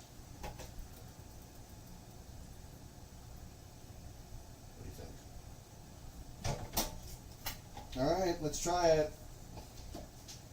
Boom. Okay, I'm gonna turn this off. I'm gonna go back here, back to the prep stage. Boom! What's that? We got the prep stage back, and we got all these cool situations going on here. Now, we got this. We got lasagna noodles, okay? We got the piece de la resistance, the lasagna, and this is the experiment, right? We're going to try lasagna in, try lasagna in a silicone loaf tin, because if we can do this, flip it out, and that'd be sick, you know? The gel over, like flip over, and we can cut into it. It looks like a loaf. It'll look cool. You know, we're just doing this as an experiment. What would happen?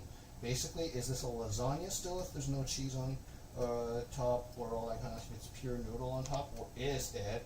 And here's the thing: fire your hate in the comment. But does this make it a dumpling? Thoughts? You tell me. But we're here. We're doing it. Boom. All right. Okay. So look at that. Yeah. Yeah. All right. This is aggressive.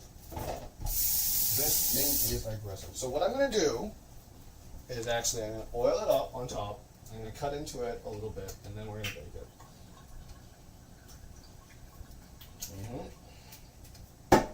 Whee.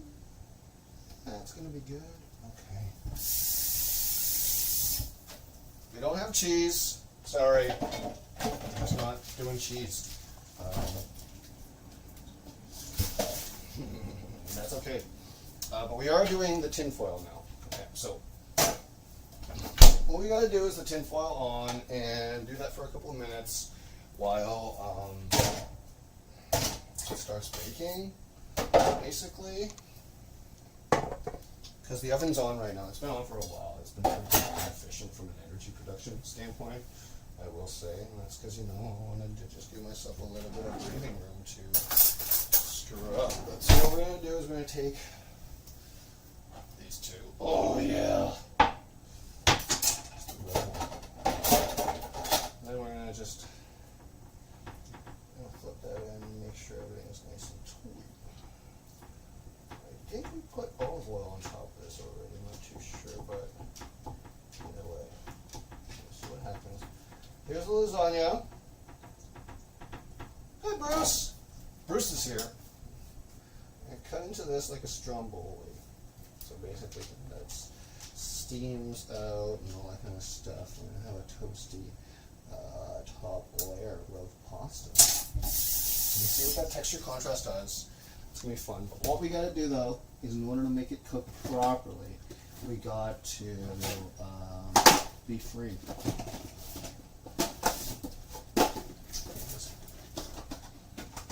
I've got to be free. Oh my god!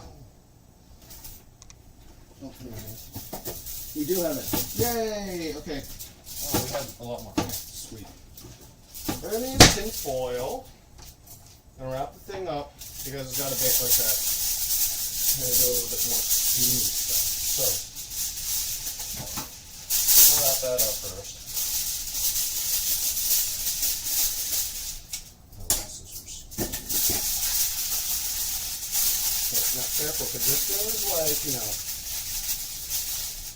it's not solid. You know, it's gonna move around. It's gonna do all that kind of stuff. So what we're gonna do is we're gonna actually safeguard it. We're gonna safeguard these two things. We're gonna make sure there's a thing to catch the juices that inevitably will overflow, I do feel.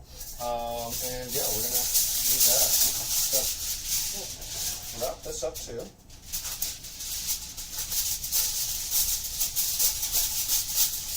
So what we're gonna do is we're gonna bake this right now at 375. Alright, we're gonna poke a hole in it. We're gonna bake it at 375. And at 375 for about like 20-30 minutes.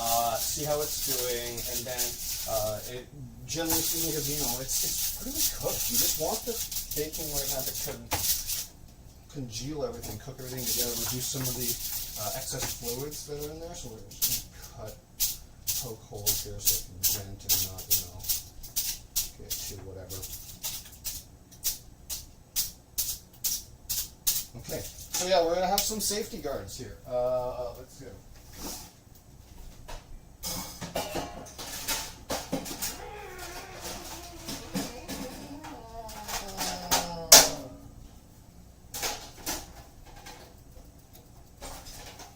Oh, my windshield came off.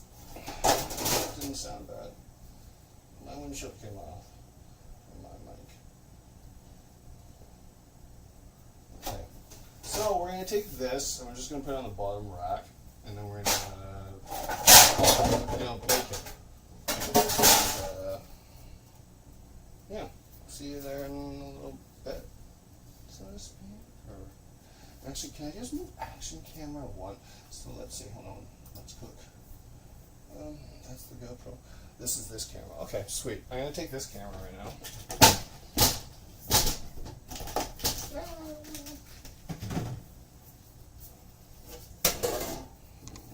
Okay.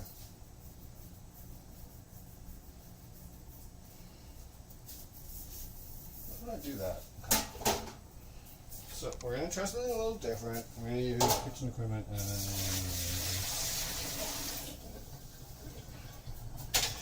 recording equipment for a little bit. Alright, so I'm going to take this here. I'm going to move this camera. What? Behind the scenes crap. Oh my God. Do this real quick so you can get the cinematographic shot of me putting in crap into my oven. Okay.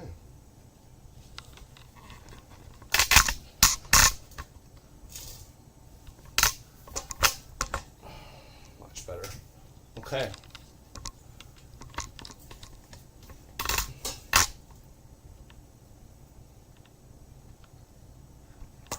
No, this is terrible. There we go. Ah. Adjust. Curses! This is not fun. Okay, how's this? This is harder than I thought. Okay, that's decently okay, I guess. No, shit.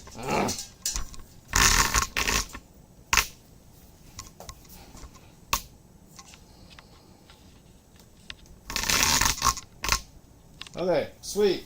That's where my dog eats his food, by the way. This is the setup.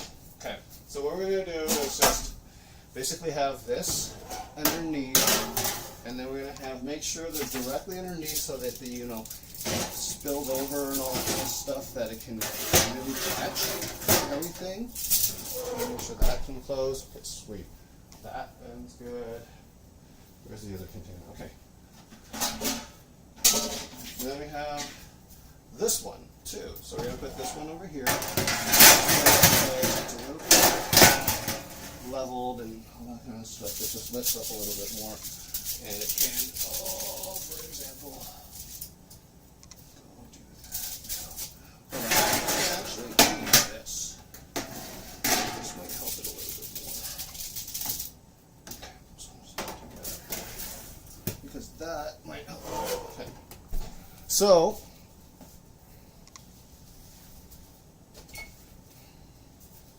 I'll show you what it's like.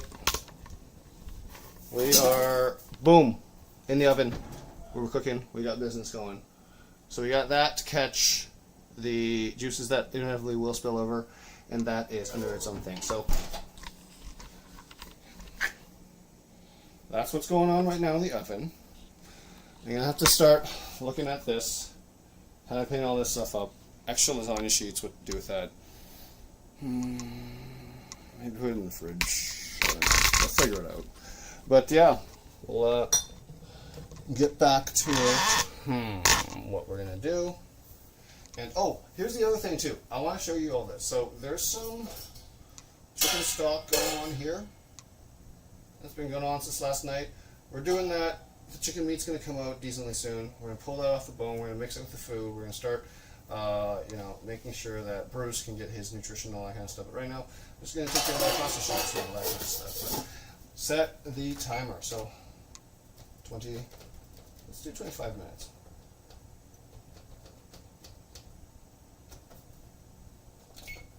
"25 minutes on. Let's go." All right. So we're going back here to the prep area or cleanup. Cleanup? No, prep. Let's do prep. The prep part. Okay.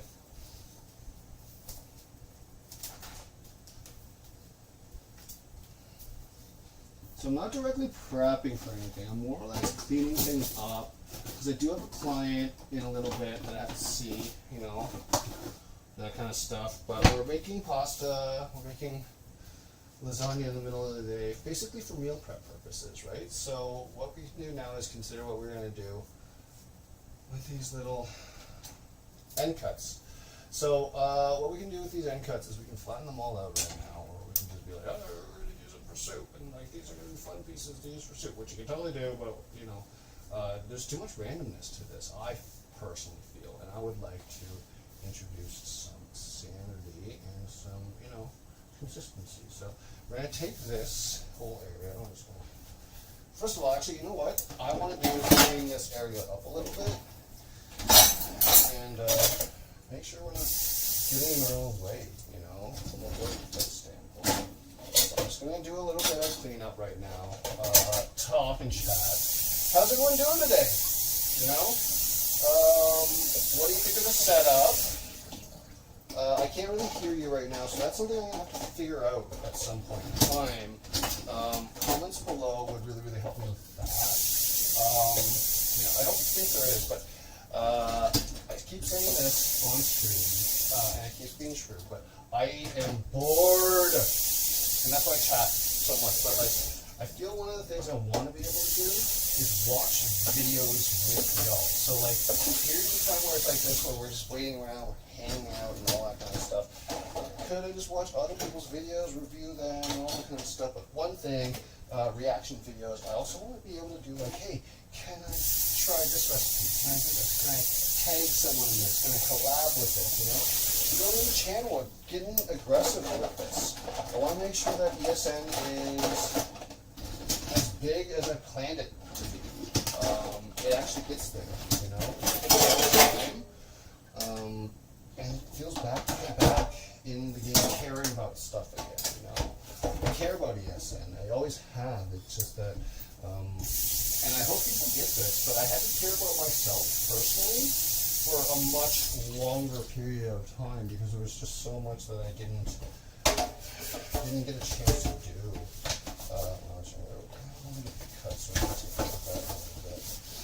But there was so much I didn't get a chance to do when I was younger.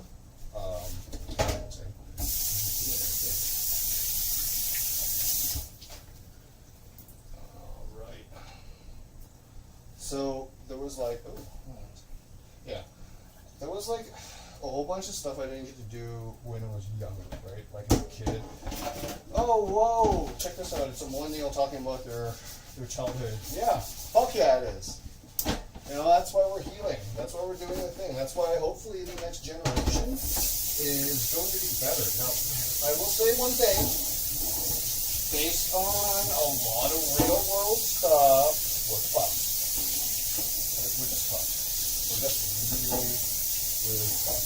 I'm like, you know, between environmental shit, political disasters, wars, resources, all that kind of crap happening now, late stage capitalism stuff happening, I'm genuinely scared, you know, and that's why I don't have children. I don't have plans to have children. You know, and here's the thing, I'm not opposed to children in the capacity of like, if I'm adopting them, right? Or if I'm like getting into a relationship where the kids are really established together. That's actually my dream, to be perfectly honest with you. Well, not dream, I shouldn't say dream, but that is a really good ideal scenario for me, is to walk into and be integrated into a family and, you know, just kind of build off that. Like, what can I add to the family system? I want to, you know, care about, you know, things and join something like that, you know? So to, you know, date a single mom and co-parents with, you know, the single mom, the mother, and you know, have the father also be a part of it if they want. You know, just be a little mature about it and shit, you know? You know? You know? You know what I'm saying? Either way. But yeah, that's what I'm hoping to do. So yeah.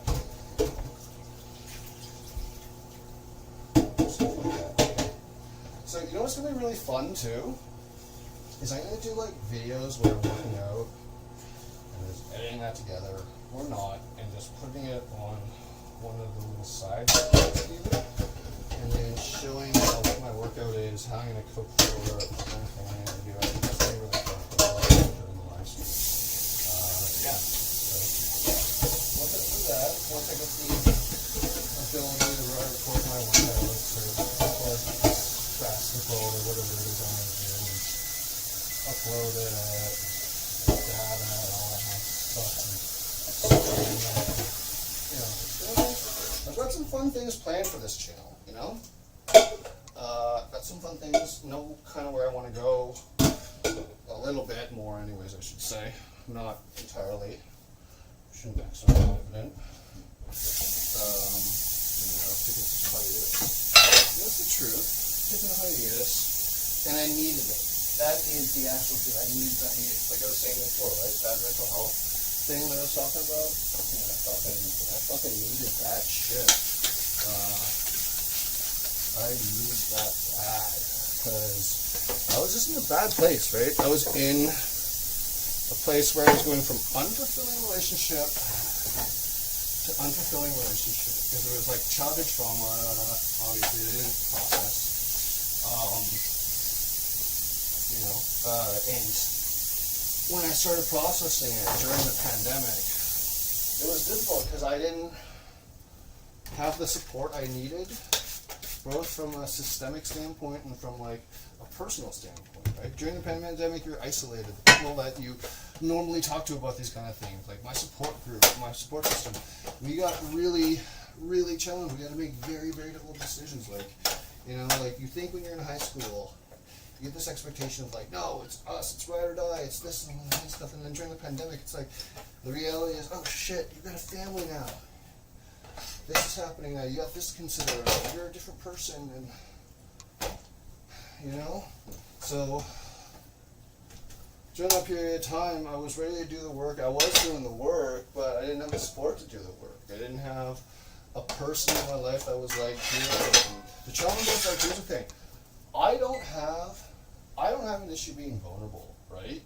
And that's a very, very important thing to recognize. I don't have an issue being vulnerable. The issue as I have now is that the vulnerability that I've displayed in my life, it's been weaponized against me so many times that I'm like, I don't trust myself to choose good people to be vulnerable in front of, you know? I have a place that I go to regularly where people are all doing the same thing. We're all being vulnerable, we're all talking, we're doing all that kind of stuff, and it's great. I continue to do that, but like other than that, though, I'm going to be a lot more selective moving forward about the help I give. Now I say that on a live stream, and the reason was because I've just gotten to a point in my life where, yeah, that's where I'm at. I'm open enough about certain things. I know there's certain things I'm super, super, super private about. So anything that you hear from me on stream, unless I'm like, oh shit, whatever, is usually something I'm like, I don't care if you know. It doesn't bother me. It doesn't mean anything, you know, really important to me anymore. It just is what it is. I'm going to see if the batteries are charged for the thing.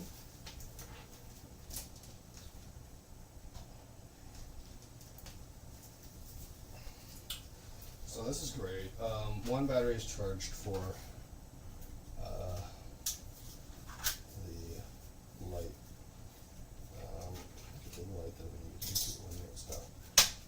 Yeah, because batteries are tricky, and if I don't charge them,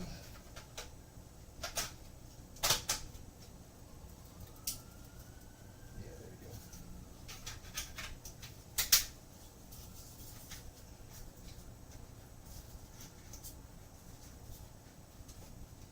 There we go. You can see my pretty face a little bit more. Oh yeah, that's funny. Okay. So we're going to do that. Nice and secure. Everything's looking great. Okay. This stream, I will say, I'm really getting more confident with it. I'm really getting more confident with what I'm supposed to do. The equipment, set up, how to do it quickly. Because here's the thing, I do want to be able to just randomly go on stream and cook with y'all. Because there's going to be times when I'm like, let's do that, that'll be fun. The unpredictability of it is really good. So wait, hold on. Where's my thing at? Get that dirt off my shoulder. Okay, so I'm going to continue cleaning right now. We're going to figure out what we want to do with these pasta noodles and all that kind of stuff. But yeah. So it's good to be back. So that's kind of, I guess, emotionally where I'm at right now. Yes, it's been busy for such a long time, but one of the biggest things is during the pandemic, I realized why I got into this profession, why I was doing the things I was doing, and how tied to that my trauma I was from my childhood that I don't want to go into details with, but like it's dad stuff, and being basically an immigrant kid. When you're not an immigrant, you're raised kind of like it, and you don't know what to do, you don't know what to experience, so you go your whole life like pretending to be versions of yourself that you think people want you to be. So I kept doing that for a while, right? I think a lot of people do. And then during the pandemic, when I was just hit during, I don't just do that anymore. I don't have to, but then I can just do whatever I want. I can stay inside, I can stay home, I can be safe, I could, well, that's all I say at the time, to be perfectly honest. I could just do all that kind of shit. I could make sure that I was prioritizing my mental health. And when I did, all this stuff started coming up, you know? All the things, oh, that's why I was doing that before. That's why I got into this relationship. That's why I tend to do this in relationships, and not just like romantic, but like personal relationships, like friendships and all that kind of stuff, and even like work life. So we're getting back on track, like to work life stuff. So yeah, it would happen to my work life. I would have this kind of huge, and I think a lot of people are going to identify with this, but a huge people pleaser kind of thing, right? And this hero savior complex in the beginning of my dietetic career. I was like, I want to save the world. If only people could do this, do this, do this. And that put so much expectation on my shoulders. It was unrealistic. It was totally unrealistic. And this is like one of the things, if there are like younger dietitian students and all that kind of stuff watching this live stream, hey, thank you for watching. I think you're a real one. But B, it's like, remember that. What are you getting into this profession for, right? Are you really, truly, that's my best advice for you. Really understand that, but also like reevaluate it as you go throughout your career. Because you're going to have multiple times in your career where you're going to be challenged about why you're doing this, why you're doing this, why you're doing this. And I did. During the pandemic, I was like, I'm doing this because I have people taking tendencies. And I don't know, I used to, hold on, I used to get a lot of validation and a lot of, hold on, I think I need to get something real quick from your room to see if it works. I'll be right back. Question mark. Ah! I'll be right back. I'll put my be right back screen on.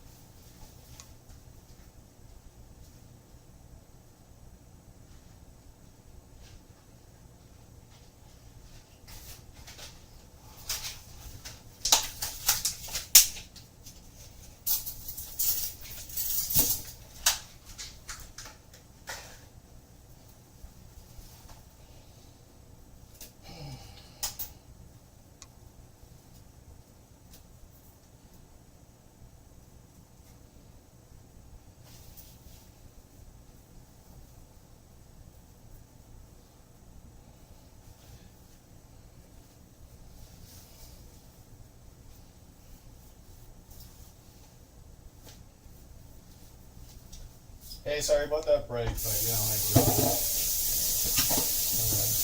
a little bit of a pause and really doing some sort of have a little bit extension, stop watering, right? But yeah, I want to make sure that this is cleaned properly, this top machine. So, yeah, like I was saying, get to know why you're doing this. You know, this nutrition, this profession, all this kind of stuff, why you're helping people. But I think the one thing I learned during the pandemic was like, cool, all the healthcare workers, we're going to rally together, we're going to do this, we're going to beat shit together, we're going to, you know, at least support together, each other. And I'm like, what I saw was no, that did not happen. And when it was like a together, it was a different kind of perverted together. And I didn't fit into that category. It was us versus them, and I didn't fit in that category, and I never did, right? I never did. It was never something that I was going to be surprising me that I'm like, oh, I don't fit in with the popular girl. Like, you can't sit with us. This is not what this is about. This is about the idea of like, okay,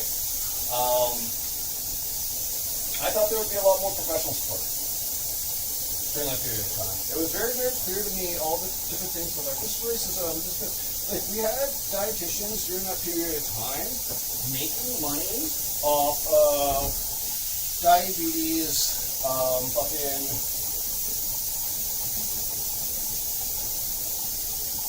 diabetes education kits because the First Nations people, like the residential school stuff was trending, and I'm like, bro, the fuck are you doing? Because we are at a part of this. You know, dietitians were within that section, right? They were involved with designing a meal plans and all that kind of shit, which is like, okay, well, I get that. They didn't know what they were doing, all you know, and stuff, but I'm like, that's fucked, man, that's fucked. And you know what really is the problem is that after all that, it was the way they handled it, the way they took it, the way they were like, oh, we're going to do this, we're going to do this. You know what they did? Like the National Representative Board, or like in our quote unquote advocacy board that really doesn't advocate. Okay, that's 100% true. What they did, they did the performative. We're gonna hide behind a person of color thing. They got a First Nations dietitian to come out alone and be like, oh, all this kind of stuff, orange strip day, it was disgusting. It was fucking disgusting because you're hiding behind people of color. You're hiding your racism behind people of color. Just acknowledge it. Just acknowledge that it happened. It's not a history that we are proud of, but it's a history that we're learning from, all that kind of shit. Instead, you know what happens? People double down and they're like, oh no, the food get is great, it's the greatest thing in the world, it's the least multicultural thing in the world, but it's great, don't worry about that, man, it's based on research. I'm like, based on research that, and this is the problem, right? When you fund research your way, you kind of get the results you want. So you put more money in research, asking the questions that you want, you're going to get more of that shape policy. So, is there funding across the board? Can I make the case that you're leaving people out? Yeah, I can. Because the problem is, when you see the research about like, oh, okay, in these populations, these communities, dietitians are not effective. We start to see it's a real pick and choose of like what we're actually aiming for and what we're doing and all that kind of shit. So I don't play that way. I don't like that. I don't like it at all. So, we don't do that around here. And we're just being real. But anyways, getting back to my thing. Sorry. So I didn't do nutrition for basically all the pandemic. I was creating content at the time. I was pissed off because there was so much racist shit happening. Nobody wanted to reform, nobody wanted to do things. No one wanted to acknowledge it, and everyone wanted to be like dicks about it. So I'm like, okay, this sucks. There were people that wanted to do things. Like, I will say, Michelle, Jalen, shout out to you. You're a real one. You supported me so much through that whole kind of situation. You get it, man. I can't wait to collab potentially with you in the future. Do some videos together. Now that I'm, starting to do my thing, you've always been a big fan of mine. I've always been a big fan. Actually, I shouldn't say that. That's really, really arrogant. I've always been a big fan of yours, and I'd love to work together one day, and we'll see what happens. But right now, we're just gonna keep cooking up. So we got the pasta. We've got a little clean kind of scenario going on in the background. I'm really proud of it. So what we're gonna do now is figure out what we're gonna do with all these extra lasagna sheets, because we certainly don't need all these extra lasagna thing. So we're gonna basically see what we can do with mixing some noodles with it. I think that's gonna be good. Okay, we're gonna make some noodles. All right.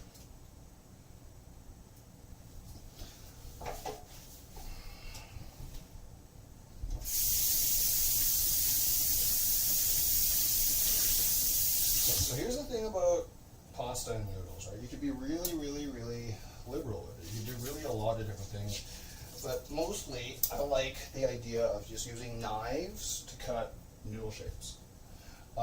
And that's what we're going to do right now. We're going to use knives to cut noodle shapes, because I think a lot of people are like, oh, you got to use the pasta machine, you got to roll the... I just cleaned that pasta machine. I just cleaned it.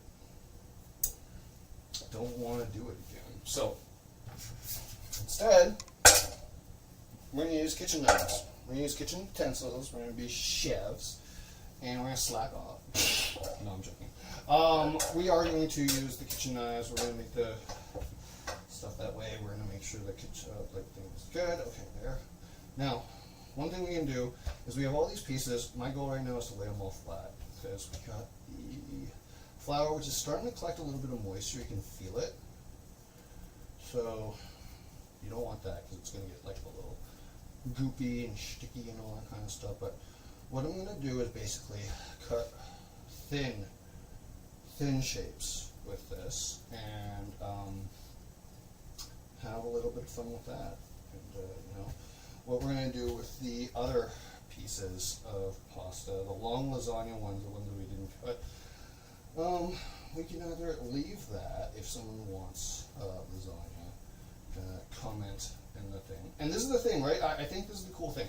I like to cook in large portions. So for my viewers that live in the GTA area, for the ones that are chill and all that kind of stuff, I am definitely 100% doing food giveaways at some point with the food that I cook on stream. So, you know, I can be like, hey, come meet me here. This is my location. Come pick it up. And we will, you know, make sure that you get well fed. You have some food for the evening and all that kind of stuff. So that's going to be good fun. Because look at all this pasta. I haven't even finished the pasta that I made, the spaghetti that we cut up previously. Now, these are offcuts. So what we really, really could do is use these for like soups. And traditionally that's what we do. Or we just kind of do whatever with them. But yeah, we just kind of use them for soups or just whatever offcut kind of nutrition or like pasta thing you want to do. No real big deal. There are some like pasta dishes that like use egg as the base, and you're cooking leftover pasta into the egg, and it's kind of like a frittata. So that could be cool, but we're just kind of doing this right now. You know, if there was a stew that we were cooking, and I can't wait to do that, right? Because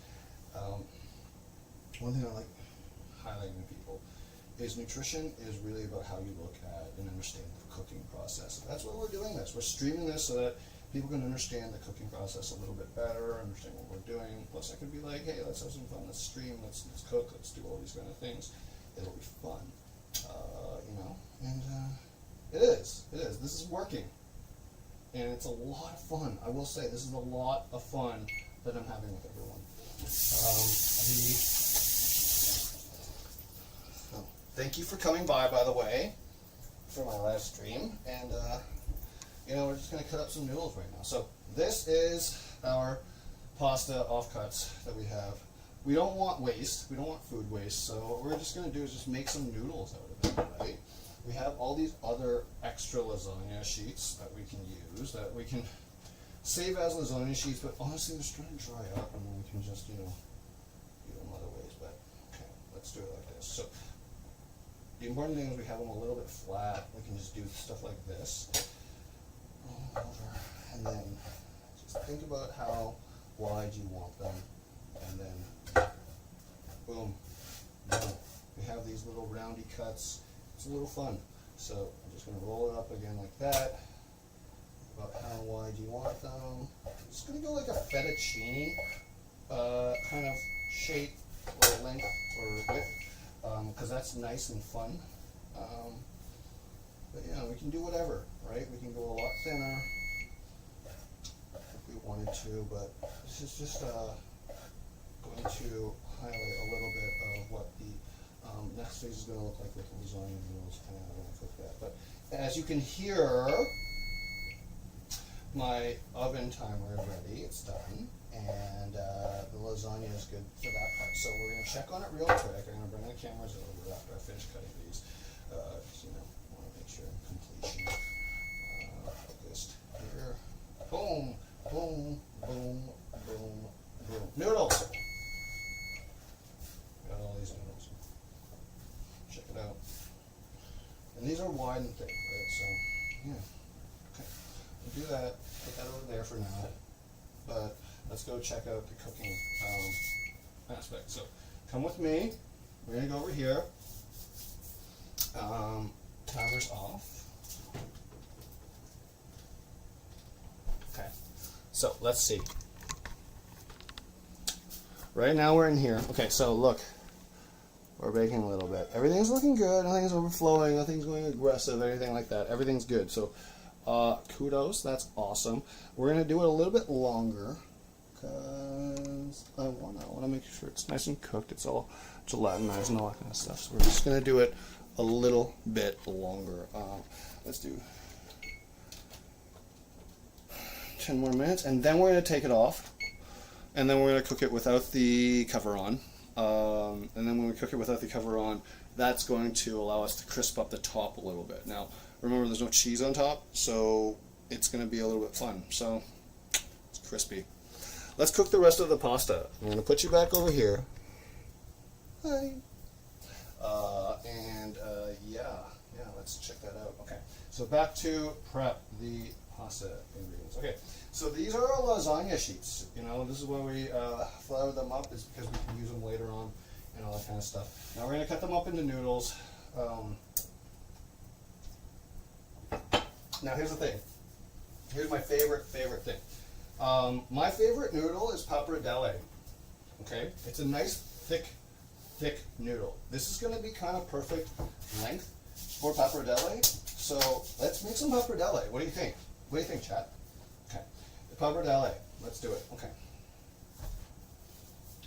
So pappardelle is like a thick noodle. We want to make it nice and thick because it's going to have a lot more fun, a lot more texture like that. That's how thick the noodle is. So we're going to do that. We're just going to roll it up, and you know, you don't have to roll it up, but you could just take the whole thing right now and just, you know, do whatever. I'm going to roll it up and make sure we're doing nice, even kind of noodles, and the best of our ability, right? Do that. Here's where I'm going to start doubling up. I think that's going to be fun. Okay, so a little bit of that excess off. Throw that there. Pappardelle! And there's bits where that's not going to fit too well together. Pappardelle. Okay, so look at these sheets. That's awesome, right? So you see how that is going along that angle there? Go off that.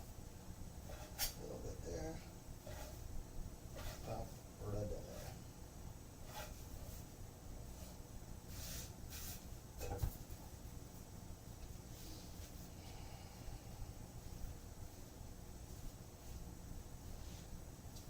Okay, so comment below what your favorite pasta shape is. Sorry, I was talking about my the reason why I stepped away for a little bit. Yeah, so the reason why I stepped away is because I realized a lot of what I was doing from a trauma standpoint was replicated in my work, the savior complex, all that kind of stuff. So I needed to figure out how to not do that anymore. And that was very, very difficult just during the pandemic. I was like, that's tough because your job is in healthcare. How do you do that without activating yourself? Right? So that was the $1 million question. And long story short, couldn't really figure it out. And ended up imploding. Imploding a few times because, you know, wasn't, like I said before, isolation. Lonely, you know, wasn't making good decisions for myself, was constantly in fight or flight mode, constantly scared. So, you know, it was a tough 2-3 years. Finally starting to come out of it, I will say. Shout outs to Jordan, my therapist. Great relationship there, finally found a therapist that was working. And, you know, started taking care of a lot of those things and realized that during that period of time that the safety aspect of protecting my peace was like the biggest priority.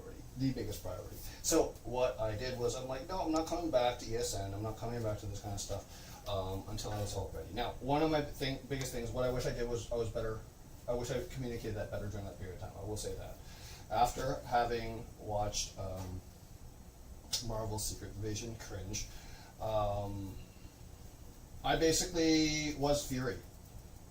And I see that. And I don't like what that was, right? Because Fury, that show goes into why Fury was a problem, why he was, his narcissistic ways, how he was just like so egotistical. And yeah, that was me before. 110% was so egotistical. And we all have our egos, right? We all do. Mine was pretty big.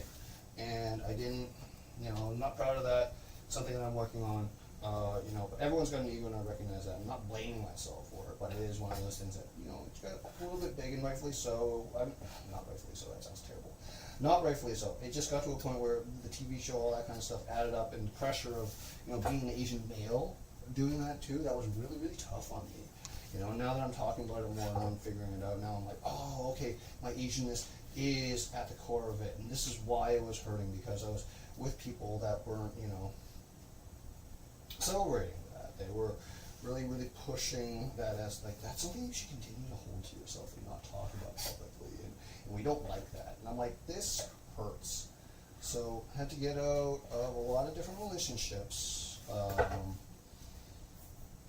whether it be romantic or whatever it is, because I was just ready at a point where I'm like I said, I was doing the work before the pandemic, had a very, very toxic relationship happen during that period of time, and within that toxic relationship was heavily not happy, and not willing to go into that because that's just not what the point of this is. It's just the idea of like where I was, why I was gone, and all that kind of stuff. And I know I'm getting off track. That is just me. That's my ADHD. That's something that was happening during the pandemic. I got diagnosed with ADHD. My depression became worse. All that kind of stuff happened. So, yay for that. And what we're going to do is make sure that that doesn't happen again. So what we did was we got medicated. We took care of ourselves. We got therapy. Like I said, shout out Jordan. Shout out my teachers, my doctors, and all that kind of stuff. And got back on the physical activity training because that was one thing that was very, very difficult, right? During the pandemic, I put out like a video that was like, I'm gonna do this, I'm gonna do this, I'm gonna do this, and I was like, fuck, I can't even get out of bed. I feel like I'm faking it, right? So that really added to a lot of the difficulty. And I was just like, you know what? We are going to save this energy that I have left. The small, fickle, small amount of energy that I have left. I was going to save the small, fickle amount of energy I had left. I was going to save that for myself. I was going to save that for healing. I was going to do all that kind of stuff. And I did. And I got out of a situation that lasted way too long, that, you know, in normal circumstances, I would have been able to recognize, get out of a lot quicker, but I'm not, you know, I'm not blaming myself. I'm just saying the facts and just being, you know, honest with myself, and you know, recognizing my fault in that kind of whole scenario, because everyone got faults, right? I have a lot in the sense where I'm like, yeah, I projected a lot. I was codependent. I was very, very unstable myself, and it was a period of time where, listen, if you're going through a pandemic, if you're an Asian guy, if you're a Chinese guy, on top of that, tell me what your experience was. You know, tell me what your experience was, because the challenge was, for me, everyone hated me. Everyone hated me before, but everyone was afraid of me and hated me now, and that was really difficult to deal with, because I was just like continuing to be kind, continuing to do my thing, and I recognized that people were like projecting, right? People were doing that kind of shit, but like at a certain point, it didn't matter anymore, and I was just like, this is still affecting me, and you know, culminated into a couple of really, really shitty things that happened, like with the legal system, with Chewy, you know, being diagnosed with cancer, and that really triggered a whole lot of my traumas, and basically a whole COVID-19 thing, retriggering SARS for my fellow Asians, you know, the way we were treating during that period of time. And, you know, it was challenging because, I don't know about you, but my mom and I had a difficult relationship during that period of time, but she finally started to understand my mental health. She started to understand that depression wasn't something I made up to try to get out of school, because she thought that's what it was like in high school. You know, she thought I was trying, you know, I was a shit in high school. Shit, younger version of myself, you know, I'm not blaming myself, I'm just being real. I'm just being like, hey, it is what it is. So, you know, now that she sees it differently, she sees depression differently, she sees mental health differently, she's been more empathetic, she's been better, she's been loving. I've been able to see the things she does for not just me, but for like everyone in her community. She's an awesome person. I love her to death. She's great. I you know, need to start proving that more.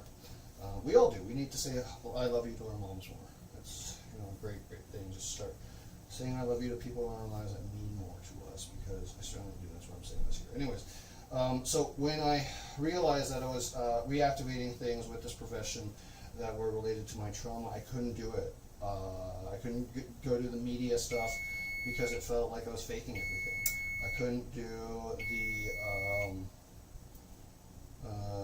you know, anything anymore. I couldn't face anyone anymore except for my clients that already knew who I was and saw the human side of me, because it got to a point where I felt like I was just being dehumanized over and over and over again, and that was so hard. Just couldn't do it, right? Just couldn't do it. So that was that's the reality of what I went through, or what I'm still kind of going through, because I'm not done it yet. I want to make sure, I'm just going through it appropriately, figuring out all my shit, and making sure that I'm growing now. I'm doing my thing, I'm doing the thing I'm supposed to. I'm a therapist regularly, and and one thing, and this is what I was saying earlier before I got sidetracked and ADHD, but like to the nutrition people that are currently kind of watching this, if there are anyone's watching this right now, I hope, but anyone that's watching this right now, know why you're doing nutrition, know why you're doing this, know why you're caring about people, because that's it right now. I'm going to put that for timer for 10 minutes just to see what it looks like. So from a nutrition standpoint and a healthcare standpoint, one thing I want to tell people is just I'm going to move you over. And this is coming from a guy that doesn't have all his shit figured out yet. So keep that in mind. You gotta have good boundaries in healthcare. You gotta have good emotional maturity, good mental development, all that kind of stuff. You gotta know how to take care of yourself, because the issue is with healthcare workers, and this is the worst thing. This is ultimately so true, right? Healthcare workers know how to take care of other people, and we're so good at it. We're so good at taking care of other people, but we don't take good enough care of ourselves. We really don't. And the pandemic has shown us one thing, is that people will take and take and take and take as much as they need to feel better for themselves, but they might not always give back, and it's just a reality a lot more of us now are going to have to accept and deal with, that are a little bit more on the empathetic side of things. And I am on the empathetic side of things. I really feel for a lot of different things, I do, but it's just one of those things where I got to a point where I was feeling bad for everything and everyone, and got stuck in that pattern. So now I had to kind of not think positive, but just put myself in perspective, think about how that is serving people, and it's not helping anyone at all to be in pain. It's not a Russian Olympics, not anything like that, right? So yeah, it's about right now putting out content, having fun again, doing the thing, cooking again. That's what I want to do. It's always what I wanted to do. These are beautiful, beautiful pappardelle, and it's great. It's looking absolutely gorgeous. We can, love to see if anyone would be interested in taking this, but it is what it is. We're going to do what we can do, but yeah, that's looking beautiful. So we got the pappardelle. We're going to go to the fridge. Now remember the spaghetti that we had last time? It's still there, we still got it. It's kind of free, doing this thing where it's drying up in the fridge. We're going to turn it over. It's beautiful. So I love doing this in the fridge, because what happens is you start to dry it out while it's still being maintained, the nutrition, and it's still being good. But the nests are drying themselves out, and it really, really helps. So we can start doing stuff like that.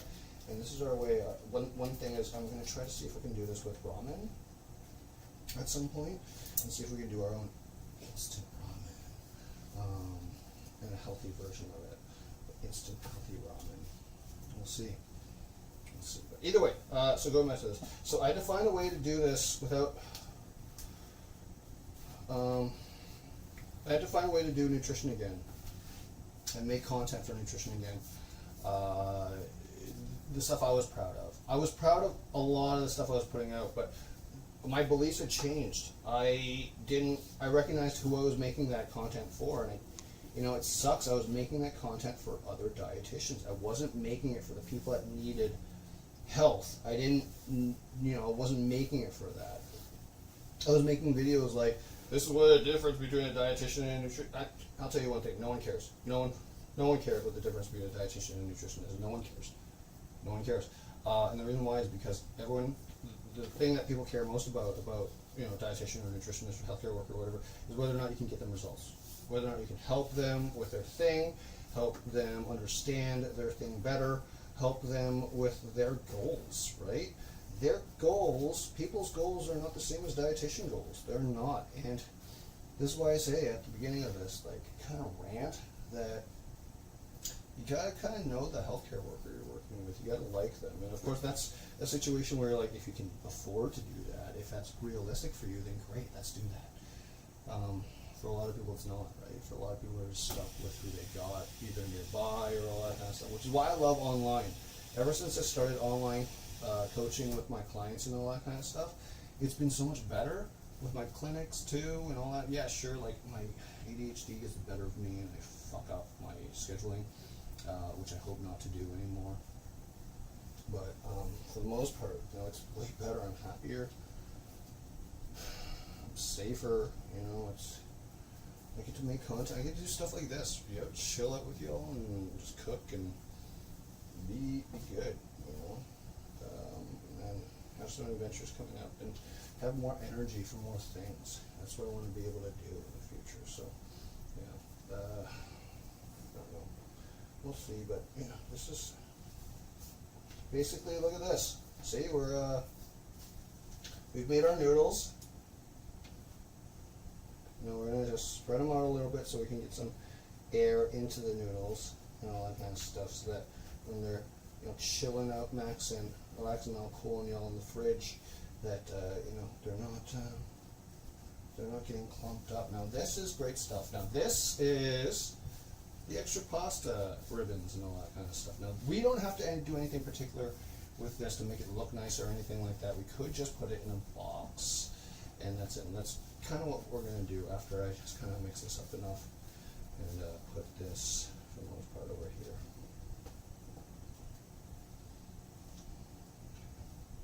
So that's what we're going to do. Alright, pasta. Boom.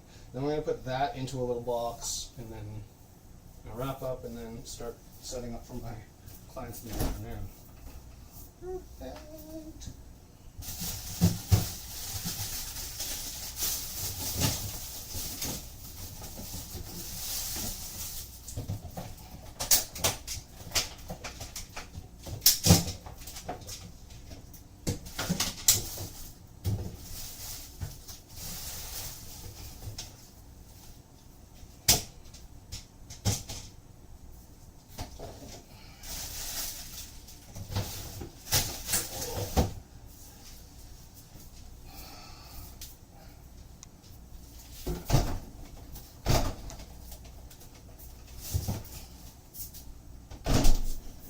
So yeah, that was kind of my experience during the COVIDs, and not fun, obviously, not fun. Would not recommend ever to anyone in any position.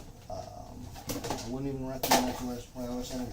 But the idea, long story short, I figured out myself, figured out who and what I was doing this for again, and yeah, I just wanted to make sure that I'm doing this for the right reasons. Again, making content, making nutrition videos, doing all that kind of stuff for the right reasons. Again, being proud of what I'm producing, because the issue is I wasn't proud of the stuff I was producing. It felt really scripted. It felt really not me. It felt really difficult to produce. I was really struggling with making that content. And it got to the point where I couldn't deal with it. Every time I turned the camera, I was like, take after take after take after take. I didn't say this, I didn't say this, I didn't say this.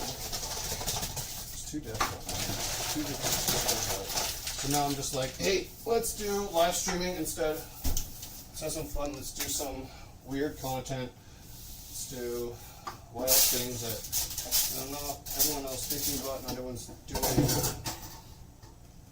Let's be creative, Let's just be creative. So that's kind of where I'm at right now in my career. Coming back, we're doing more videos very, very soon. We're releasing a roadmap, I guess it is. For those of you that are familiar with Destiny 2, which is a video game I like to play,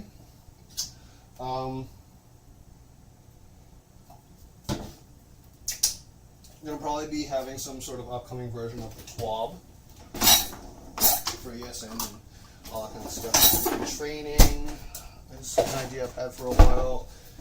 Want to do stuff like that. I think it'd be really, really cool. I think it'd be fun to create that kind of content, put it out, just see where everyone's at, what responds well, how many likes, views, comments, engagement, that kind of stuff, right? So, I do think that, the people that are watching right now, commenting, liking, you're a real one. I love it. You're awesome. It's great, and I appreciate you. We're gonna do more stuff, and we're gonna see how big the stream gets. But yeah, right now we're just gonna do different kind of cooking videos. See what we can make, see what we can do. See this camera setup thing for what it is, and whoop. That one is burning a lot of fuel. So I guess what we need to get is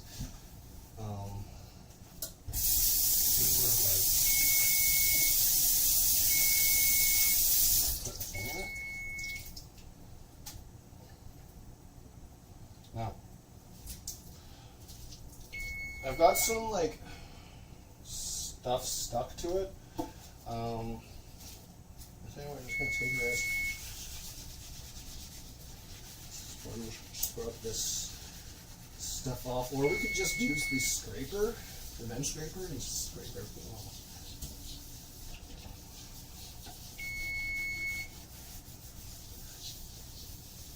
That's good. We're going to throw chemicals at that in a little bit, but right now we're just going to go check our lasagna, because that's what's going off right now, the timer for that. So, I'm going to put you over to cook mode.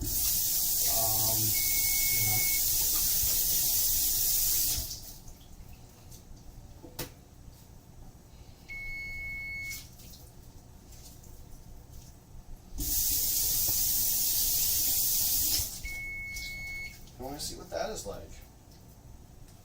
So let's go. I'm going to pull you over to the cook camera setup. Okay. What? All right.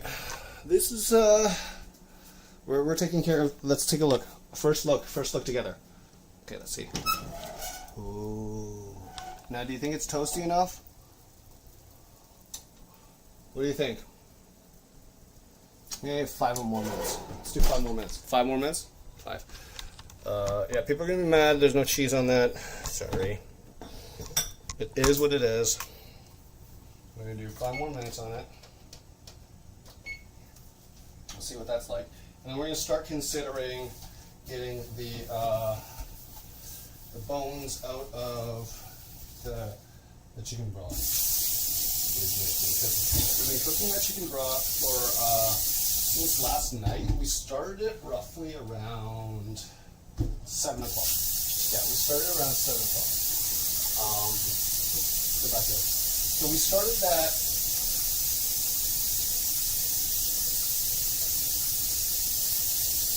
Yeah, so we started that thing like around, I don't know.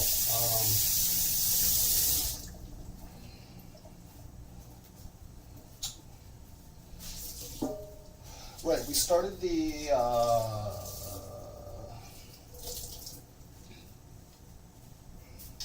chicken broth last night around 3. I always forget this. What time is chicken broth? Let's say around like 7 o'clock, 8 o'clock, 7 o'clock. So it's 3 o'clock now, 3:30 p.m. Eastern Time. Don't know how long that's been, but usually the reason why that's important is because I like to have that meat go into a situation where I am mixing it together for versus dog food, right? Because that's what we're producing. It produces dog versus dog food. In fact, let's pull that out of the fridge right now and let's see what it looks like. Yeah.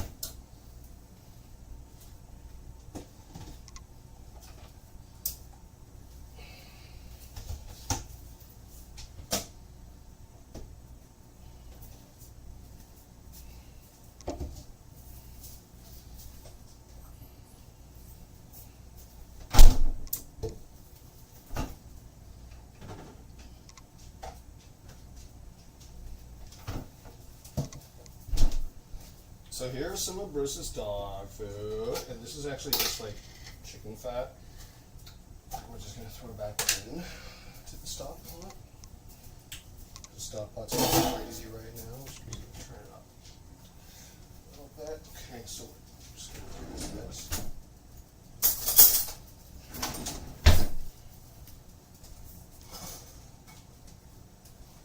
So these are like, you know, the little skimmed fat stuff that we have.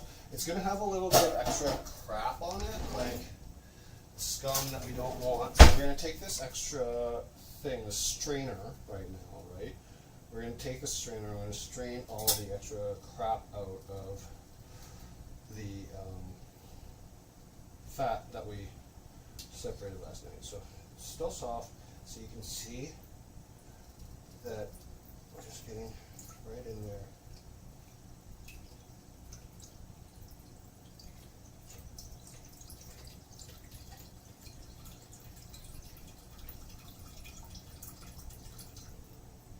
Wonderful. Okay, so that's awesome because it's a great way to like separate the fat from everything that you're cooking and really get the maximum nutrition out, because there's a little bit of like stuff in here, not a lot. But there's a little bit. There's a little bit of like collagen, a little bit of protein, a lot of the nutrition you put out. But like the most important thing is like if you're going to have to like, you know, add water to it because, you know, you want a little bit too hard overnight, let's say. You left it a little bit too high and now the water level is too low or something like that, right? You want to be able to add some liquid to it, and if it's water, sure, whatever. But like, if you don't have to be, if it doesn't have to be, and it's just something like this, then that's pretty awesome, right? Because this is nutrition in here. There's collagen in here. And that's why it's thick. That's why people are like, oh yeah, whatever. So yeah, we just want to keep moving the strainer a little bit. I wish I had the light thing. We're gonna have to pick it up. The thing for my newer kind of thing, it's going to be just a light kind of fixture that we throw into the wall so it just doesn't run out of lighting for us. Lighting's important. I feel like that's an L right now, and I feel like that's something that we can improve on.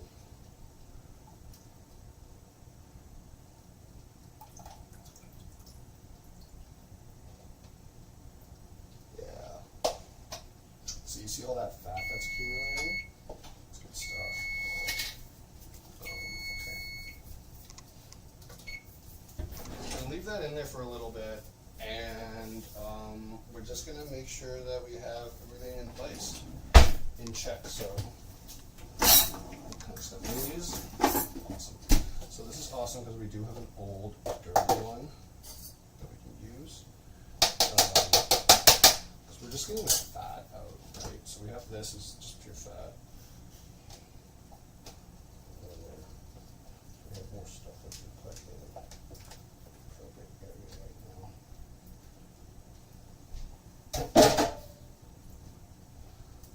This is a big one. And this is the thing, right? The more you do this, the more you really realize, oh, I'm making chicken stock, I'm making chicken broth and all that kind of stuff. You're going to pull a lot of fat off these kind of containers. That's a lot. That's almost full. That's almost full. So, you know, that's going to be a thing. So we're going to take this right now.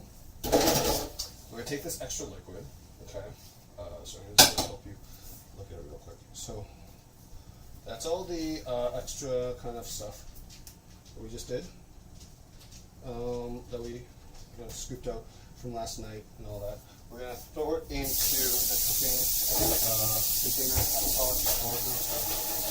And we're going to watch it basically. Okay, hold on. Let's put you over the other camera side. Okay. Hi! Okay, sweet. Okay, we can do this, I guess. Is that good? Can you see that? Alright, I guess you can see that. Alright, so what we're just going to do is, please know that I'm doing this for you all, and I don't have my dominant hand, so this sucks. Okay, so I'm just gonna do that. Double strain it with the same thing. See, awesome. Cool. That's it. We have a lot more liquid in there now, and what we're gonna do is, you see a lot of the fat that's kind of coming up, so I'm gonna pull you in a little bit closer. You see the fat that's kind of coming up to the top? We're gonna skim all that. We're gonna put it in the fridge again. We're going to have it kind of leave overnight so we can do the same process over and over. So we get as much nutrition as actual possible from this thing, this whole process, and all that kind of stuff. And yeah, we can just use it for different purposes. So what we're going to do right now, I'm just going to grab a nice ladle, and we're going to just scoop up the fat. That's what we're going to do. So yeah, I'm just going to do that right now.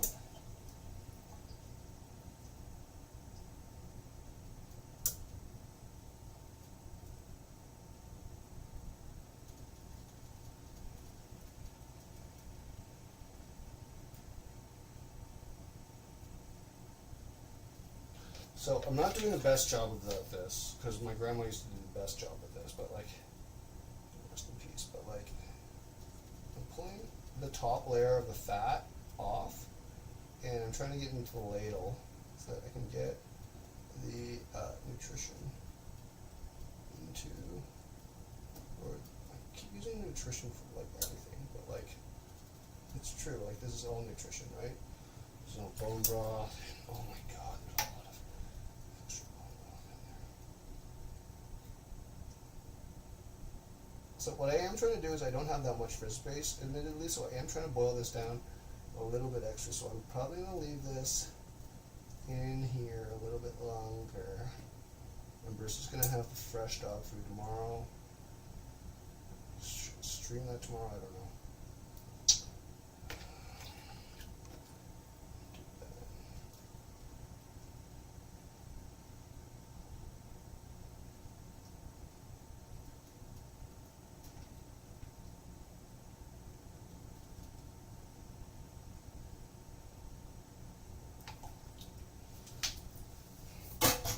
All right, boom. We got this. Ah, you can't see it, whatever. Okay, we're gonna put this over here by the side in the fridge. We're gonna let it just accumulate, do its thing, that kind of stuff. We're gonna tack the other one too. The other one that is, you know, not as nice. Cause, so, okay, I'm gonna put it back to this and I'll show you what I mean.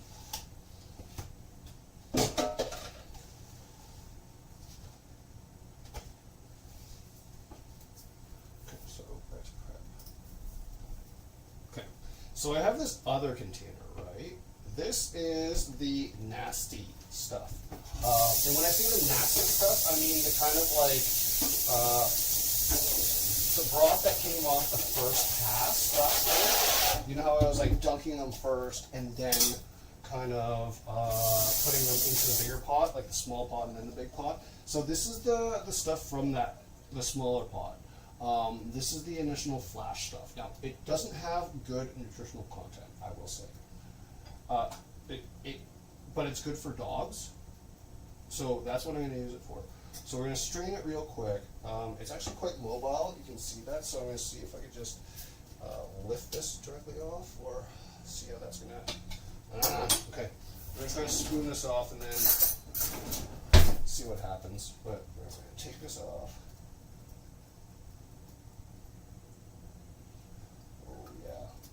A lot of crap.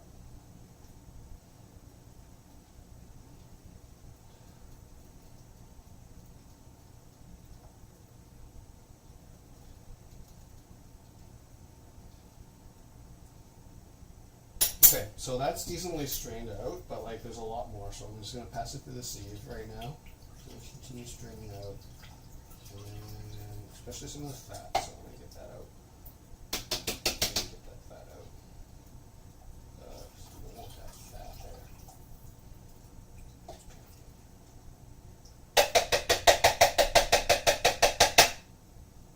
That is leaned out kind of dog-friendly liquid that still has nutrition in it.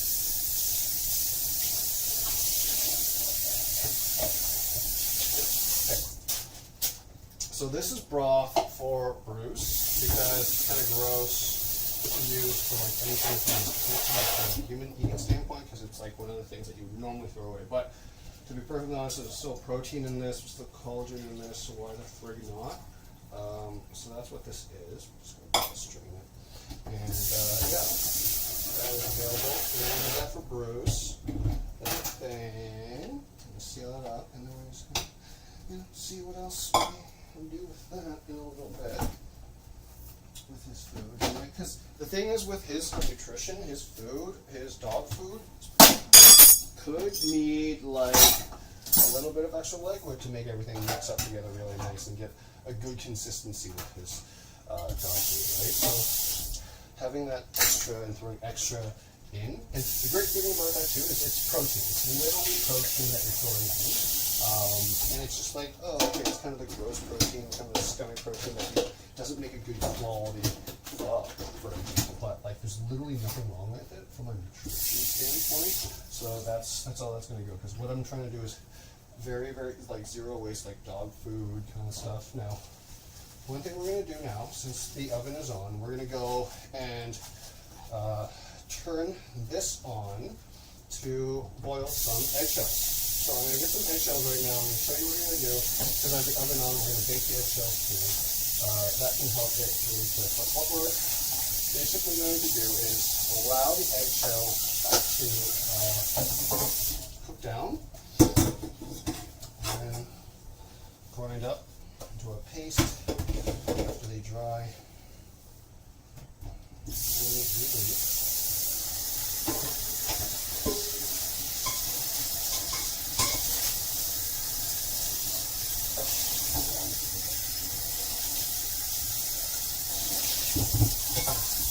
Fill this up, and we'll start boiling water, and we're going to get our eggshells from our outdoor space, or patio. That's the word. We're going to get that from the patio. We're going to start to boil them, because what we're going to do is we're going to turn them into calcium supplements for Bruce. Ooh. Yeah, I love this dog a lot. Like, no lie, this dog is getting so much love and affection, and he has dealt with so much shit. It's like, it's really not fair, so, I'm giving him a lot of love, getting him spoiled, doing all that kind of shit, getting socialized too, doing all the things that should have been done when he was raised the first time around, because he's 2.5, all this kind of stuff, and, had a rough life. So I'm here to make it better. And here's the thing: I was talking about before, like having bad relationship and all that kind of stuff. With a dog, you can give so much empathy to, and they'll always give it back. That was the one biggest thing, like, because I didn't have Chewy anymore. Right? Chewy died of cancer, and that was really tragic. When that happened, it was like a world fell apart. Right? So, realistically speaking, I just wanted to make sure that I could,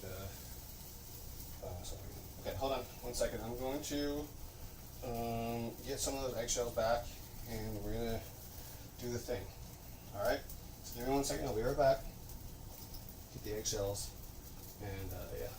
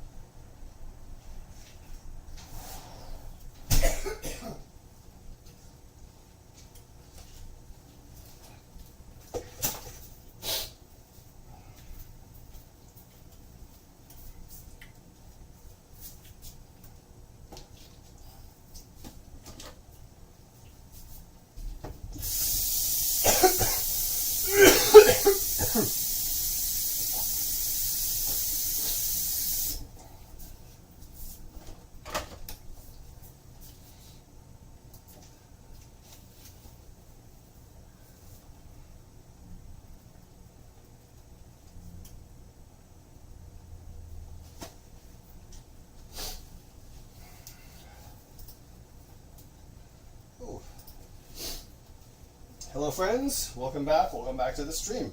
So, what I'm going to do right now is actually do something really, really weird. Welcome to the world of ADHD Ben, where we're cooking also today on top of lasagna, which, ooh, I need to pull out. Crap.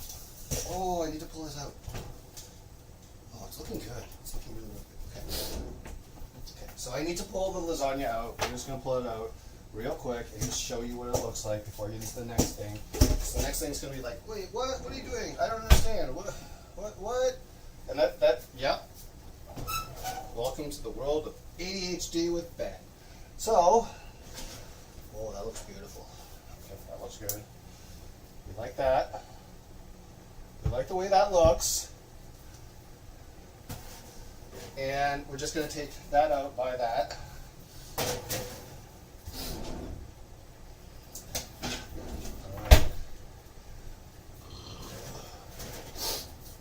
Now what I'm going to do is just be weird a little bit and just take some photos right now, post them, and then get into the next thing. So.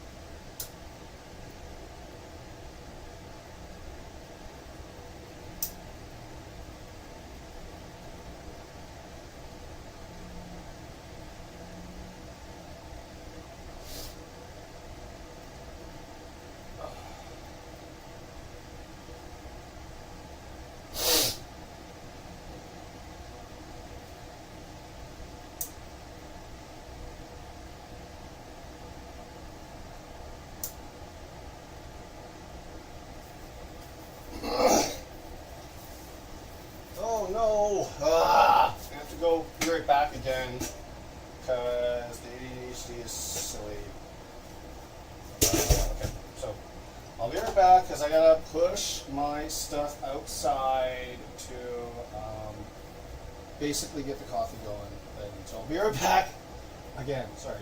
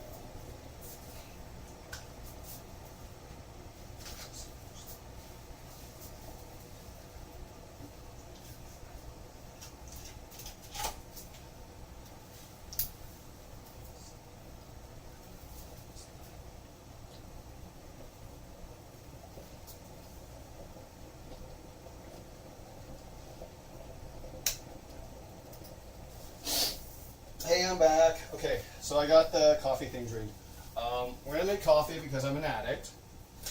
And I'm going to explain what I'm going to do right now. So, we got the lasagnas pulled out of the kitchen, the oven, and they're looking great. So I'm going to, let them cool down, do their thing, because this is a meal prep. This is a kind of thing like that. So we are going to let these two beautiful lasagnas just like chill the F out. You know, we're just gonna let it chill the F out. That's what we all need to do. Alright? So, what I'm gonna do next is switch gears real quick. I'm gonna put this on some cooling racks in my living room so it can cool without taking up much space here, so I can move on to the next step, which is making calcium supplements for dogs. Yeah. Okay, I'm gonna do this. I'm gonna move this. I'll be right back.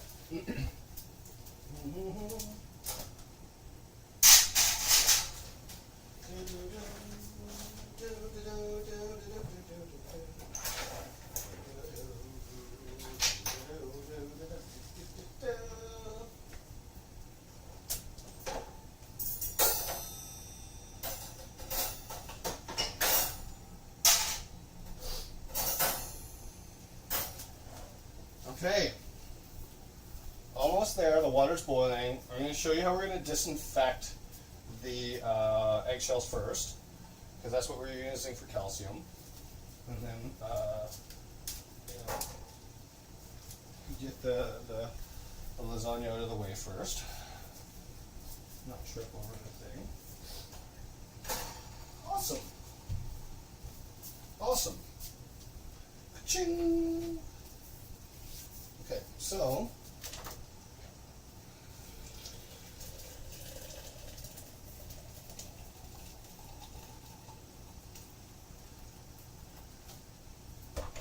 caffeine. Yay! Okay, so boy, sucks. Okay, we are now in the stage of, like I said before the break, yeah, we're making calcium supplements for dogs now. So what I'm going to do is show you the ingredients right now. We have a lot of eggshells. We have a lot of eggshells. Now, they've been drying, they've been washed previously, but they've been outside, and they're not really that good, to be perfectly honest with you. So what we're going to do is actually, we got some boiling water in the background. You can see the boiling water.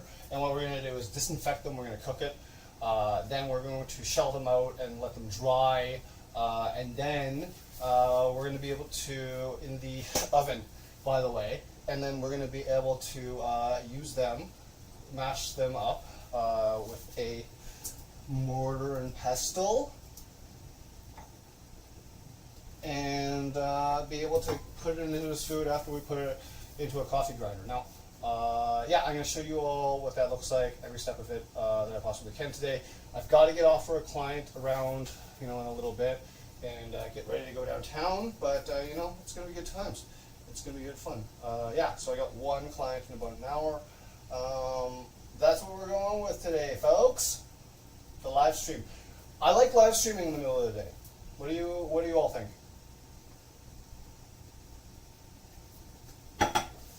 Gives me something to do. Okay, I'm gonna switch over to the cook. Let's blanch some eggshells. Okay, so that's where we're at. This is clean, by the way. I'm just gonna move this out of the sight so you can see it a little bit better.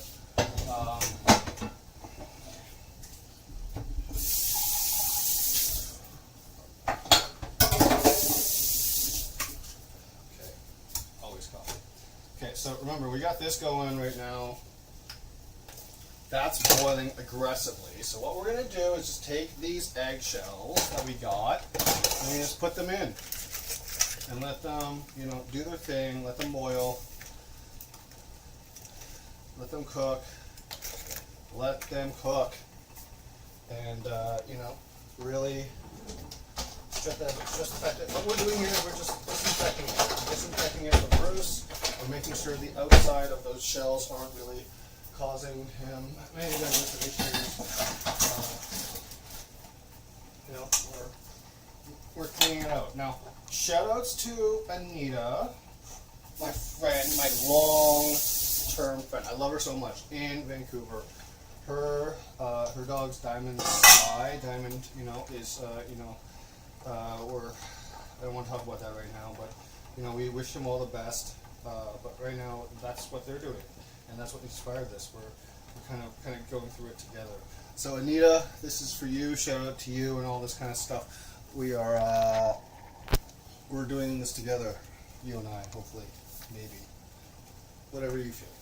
So what we're going to do is we're just going to allow the eggshells to just basically cook in the boiling water. Let's disinfect the same way you would for certain things like,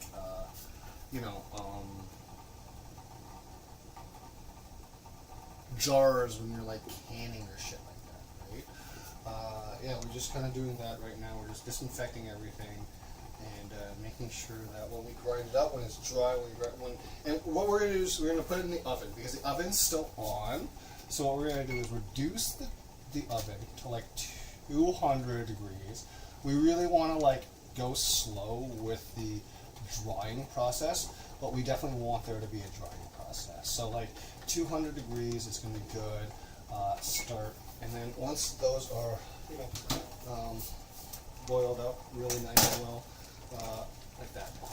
Awesome. See how that is nice and just cooked up. Right, beautiful. Just going to put that into this.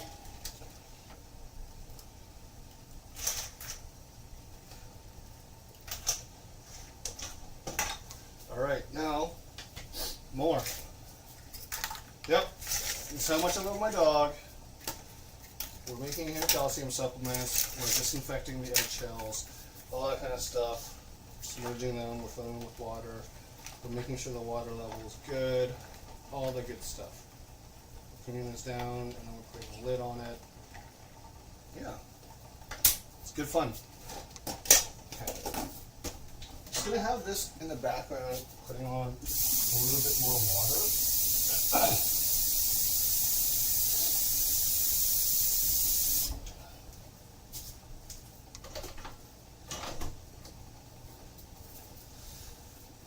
So the great thing about this is I could have this going on draining and straining in the background, right? So I'm gonna do that. Make sure I kind of get this out of the way.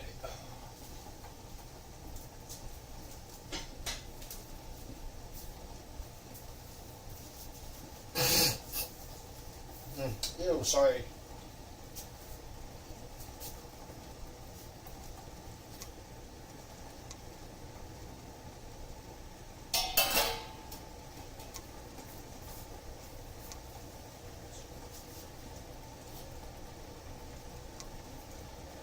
So I should say also that I'm having the stock go a little bit harder in the background, you can see, because I want everything to break down a lot more. I want it to be a little bit more aggressive. I want the extraction to be a little bit more, but I don't want it to be like high rolling book. This is too high. It's too high. So I'm going to roll it down a little bit. Let me pull these out.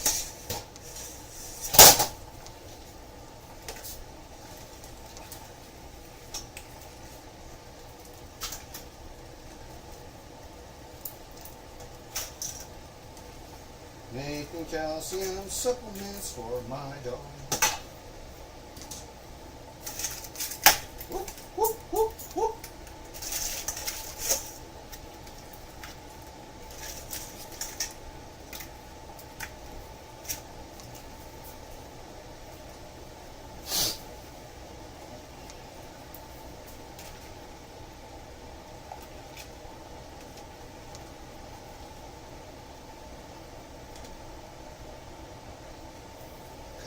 So you see how it's, well, I just can't really see it. It's starting to lose a little bit of water.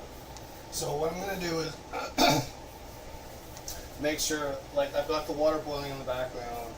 I'm going to make sure that we strain this eggshell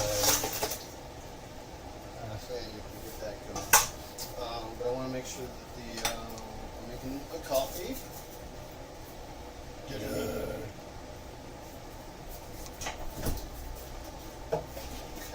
So that's going to be fun, if I can just always have it fun now. Do that. Can we take that now? It's a bummer that you can't see my sign, because like, the sign's pretty goofy. This fresh pasta with surprise. Okay. This shit.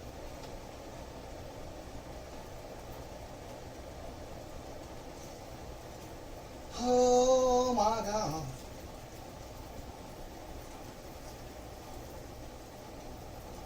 This is the 4 p.m. coffee. This is the do or die. This is the, oh, you have stuff going on tonight kind of fun thing to do. So keep that in mind. We got fun things to do, is what he's claiming. And yeah, we're going to get the sheet out ready. Basically, start.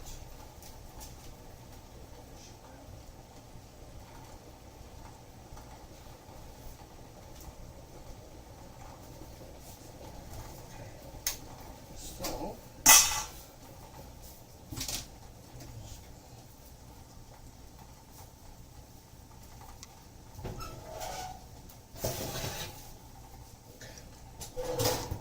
this unfortunately is just like, you know, oh, whatever. It's okay.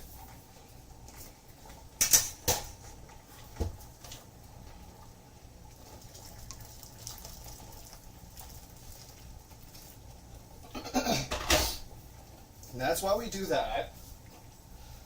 And so,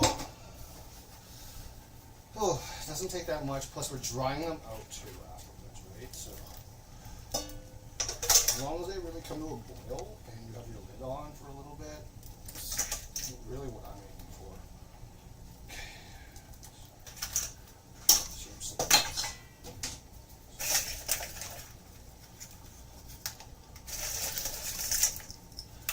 Okay. So, you can see how I have a lot of eggshells, right? And that's because I eat a lot of eggs. Boom! No surprise. How many eggs? So each day I eat a minimum of 4 eggs. So 2 of those I have full eggs, and then 2 egg yolks I save, which allows me to do things like the pasta video. Either way, what's happening now is that I'm getting that kind of thing out, and it's really, really cool.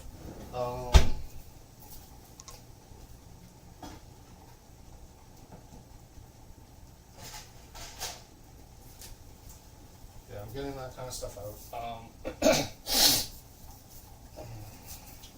god, I want extra. I'm dying of thirst.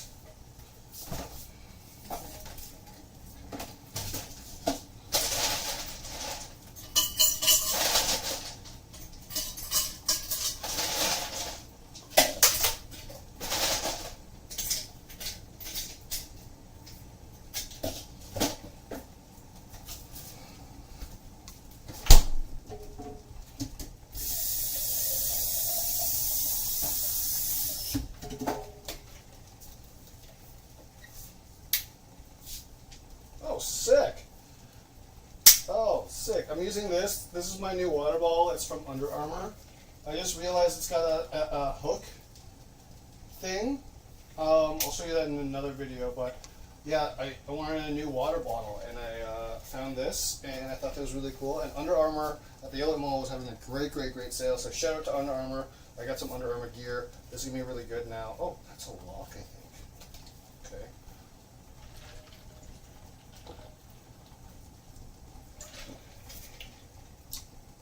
Under Armour knows how to make hydration stuff. Oh, this is good. Under Armour.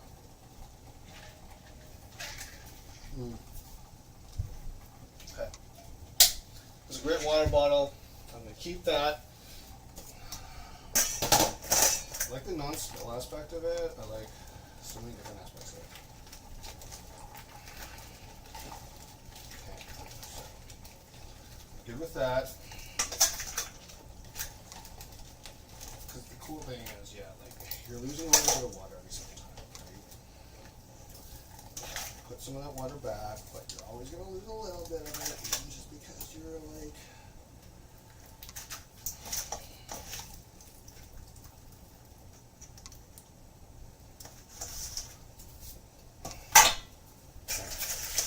So a few more eggshells.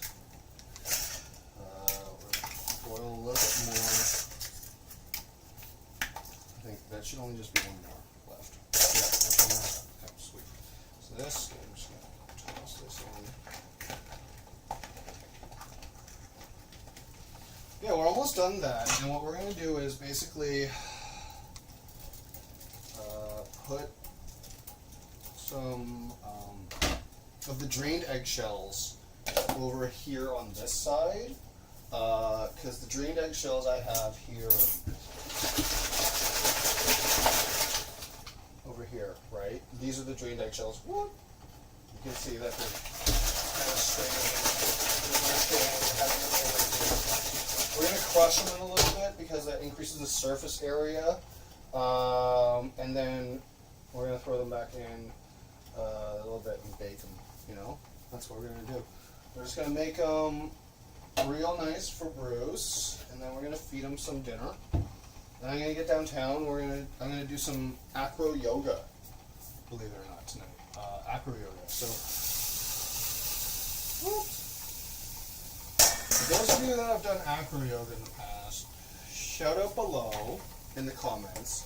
But I'm doing acro yoga tonight with someone I met, and she's awesome. She's throwing like fire, all these performer and all that kind of stuff. Kind of intimidated, actually, to be perfectly honest about it, because you know, my performance is here. It's in the kitchen. It's cooking with y'all. So you know, cooking is my thing, and her thing is that.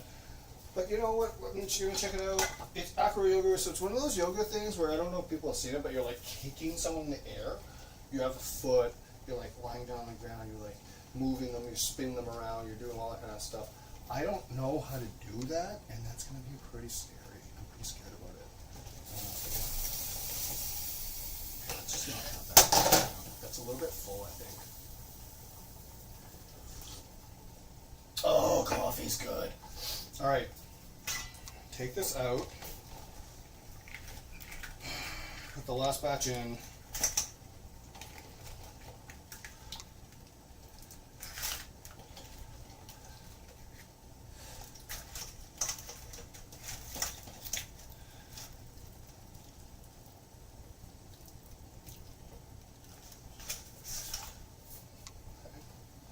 and then we're going to put the last little bit in.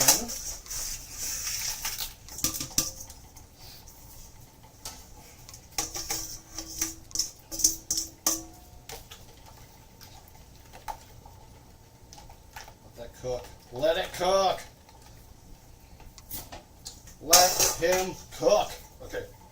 So I'm just going to do that. And we're just going to do this real quick because, you know, it's all boiled, it's all disinfected.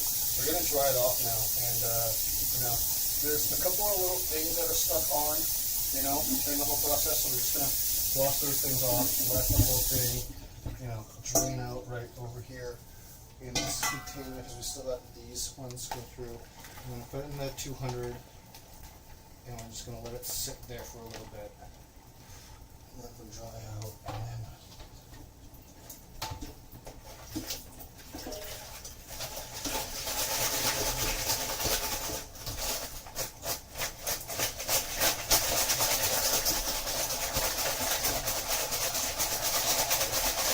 now we don't really care if we like break. Okay, hold on. Okay. Well, for me, like, I'm not really sure trying to break things. Anyone is actually might be better. But, like, yeah, we're just going to do that. And I'm just going to spoon this into here. So y'all can see. And just what the goal right now, I will say, these, okay. You know what? I will break these before I put them in. Here's what I'm going to do. I'm going to break these first. And I'm going to put them on here. And I'm going to be like, okay, let's dry this shit out. You know?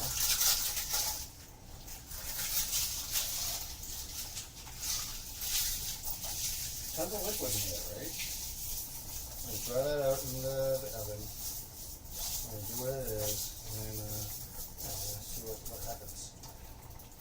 Get some calcium supplements out of this.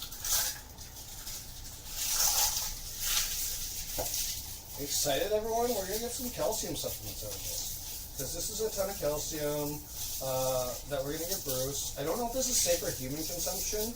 They say it is, but like honestly, I wouldn't personally do this. Because that's a bit sketch, to be perfectly honest. To me anyways. But if it works, it could be one of those great things where I create later on. You know what? It's a good experiment. Let's do that. Why don't we do eggshells as a video? You know? I think that'd be cool. Okay. Enough of that. These are good. These are nice and cooked. Let him cook.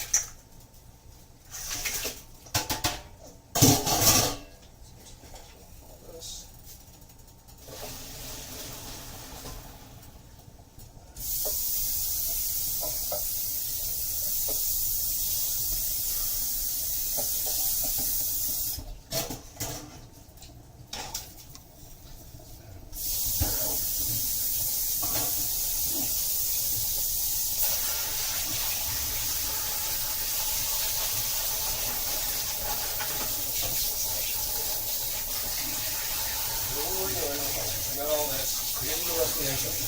These have all been boiled off now. Okay, so we're gonna go back to the prep. Okay, so in terms of these eggshells right now, right? These are all boiled off and they're just really wet. So what we're gonna do is basically do a few more here, but if we can find one that just basically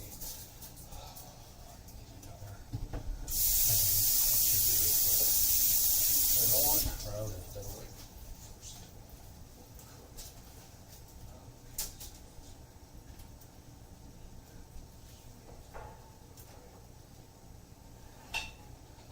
Lasagna's cool. So we can start to use this now. Yay! I'm going to use a bit of paper for this. A bit of parchment, because I don't want it to screw up my thing. But, so let's do this. So, we're going to make some calcium supplements.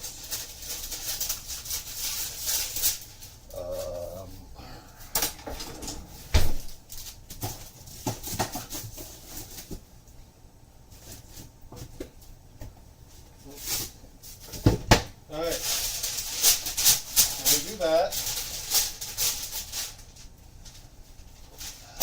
two things going at the same time. Okay, so crunch up over here, get a lot of the extra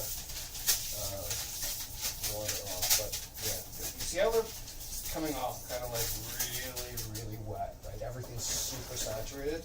That's good, you know, but it's going to mean that you have to be due diligent, keep a little bit more mindful to get a little bit more separation between the eggshell pieces and all the proteins and all that stuff so that it can dry off properly. And here's the thing, we are going to go back with like our pliers, our tongs, and shake it up a little bit. Shake it off and really let the players play. You know, really do stuff like that. So yeah. We're just going to shake it up for sure. We're going to move it around because we want everything to get to exposure time in the things. Pre-grind things up. We don't even need a mortar pestle later on. We can just actually directly go to the thing that I like using, which is a coffee grinder. But you know, that might not be until like actually tomorrow, to be perfectly honest with you. Because this is one of those things where I can just be like, I'm going to leave on, I'm going to leave on, I'm going to leave on, and then just, as long as the temperature's good, it's kind of like meringue, right? You can just leave it on for hours and not touch it. So it's good for Now, I will say, this is also great for if you have a garden, like I do, because what you could do is just grind this up, put it in your garden for calcium too. So, okay, I'm going to put to oven view. Okay. I'm going to move you from over here. Sorry, buddy. To over here, the side view. It's cool. I like that aspect of my setup. It's decently nice. Okay. We're going to get this over here open. We're going to put in our eggshells. And then we're just going to make sure that's there. Put it in.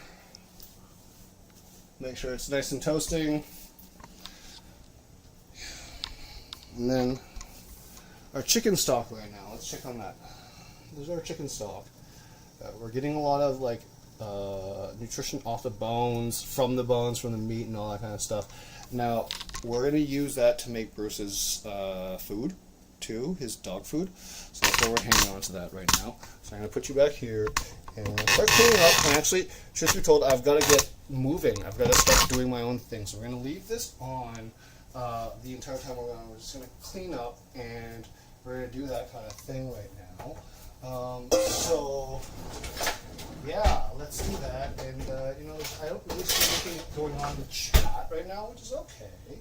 I'm not always going to be streaming to people. I think people are always going to. Oh shit! I think people are always going to be moving in and out on their own accord, right? And you know, we got to be able to adjust around that. And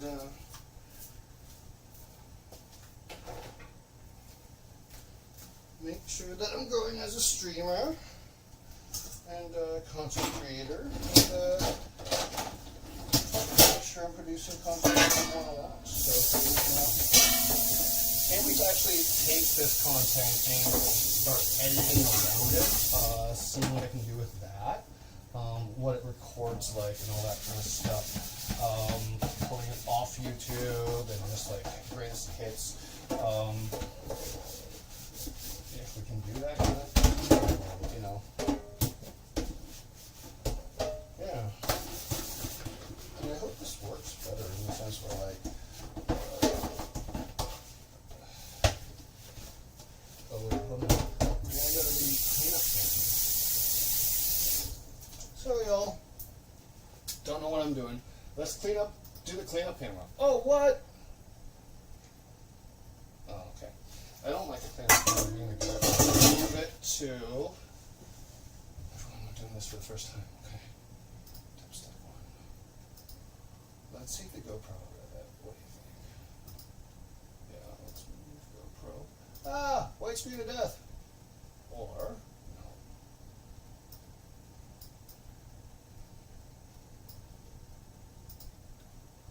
So this needs to like be resized. Clean up. This is great. I'm learning how to use OBS a little bit more. I hope this doesn't come off in stream. We're going to perfect things as we go, because I don't have a moderator. I don't have that kind of stuff that typical streams have, right? So I want to keep that in mind for a lot of different people. So I'm just doing, you know, I'm just cooking, just doing my thing, making sure that I can produce better content and all that kind of stuff for everyone. So let me know if you know, there's suggestions, comments, requests. I think is going to be cool that you can help me out with. I think that's going to be awesome. So let's clean up together. Let's do our thing. You know, and yeah. So thank you all for streaming with me today. You know, got a lot off my chest about why I haven't been around in the nutrition scene for a while. Hold on, I can actually find a better angle, I think. Do this. Okay.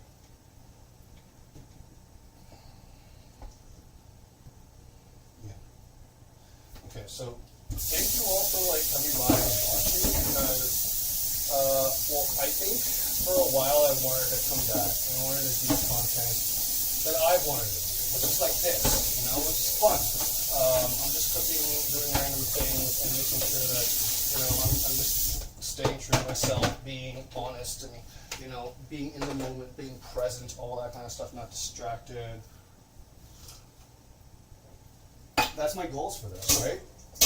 And hopefully, I think, as people start to come to these streams a little bit more, start to ask questions, start to do that kind of stuff, figure out what this is going to look like. Maybe start hosting streams for different organizations. So, you know, like people like Taekwondo, I'm really really involved in that, having people live stream with me or support that live stream or like promote it, whatever.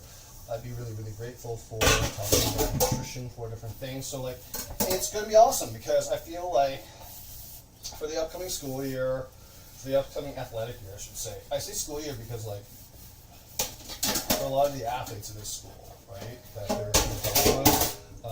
So for the upcoming school year, for a lot of people, I want to share like how to cook properly, how to do that kind of.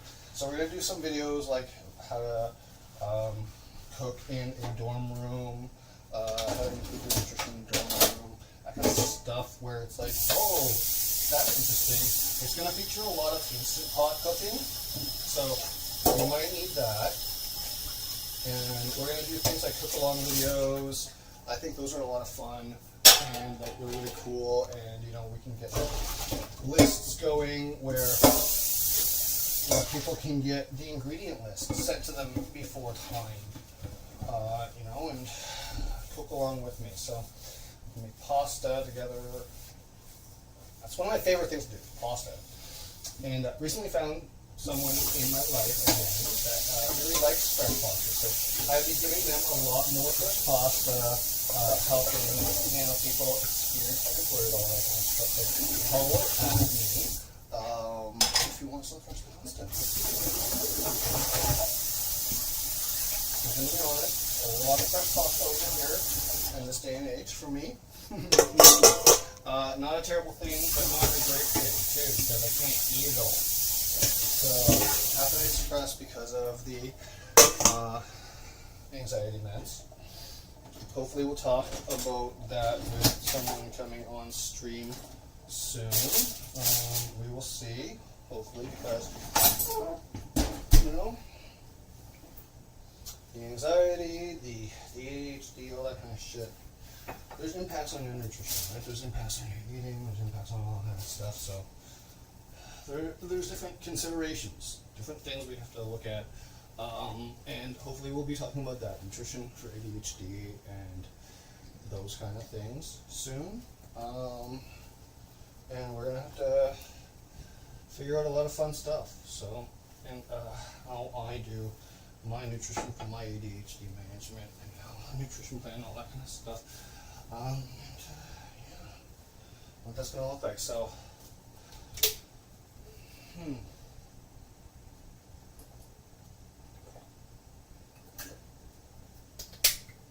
So I tell you what, we're going to end the stream pretty soon, because I gotta, and we're largely cleaned up now, and the reason why we're going to end the stream soon is because I gotta get this initial assessment done. I gotta go downtown. I gotta feed Bruce. Got a lot of stuff that needs to be done in the next little bit. So, you know, it's gonna be a challenge. But, you know, it's gonna be good. The acro yoga, like I said, gonna be fun.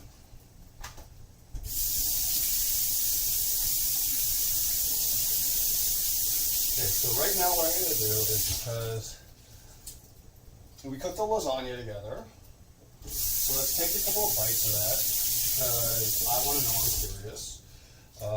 And then keep in mind it's not done, right? You can throw more sauce on that, you can do crazy things, and I plan to do crazy things like, okay, pan fry a thing that's been cut out of it. And I'm not going to like try to pop open the one that's in the bread loaf yet, because I want to do that on camera. So I'm just going to do the traditional one. So I'm going to cut that together with you all, and we're going to see what that looks like. So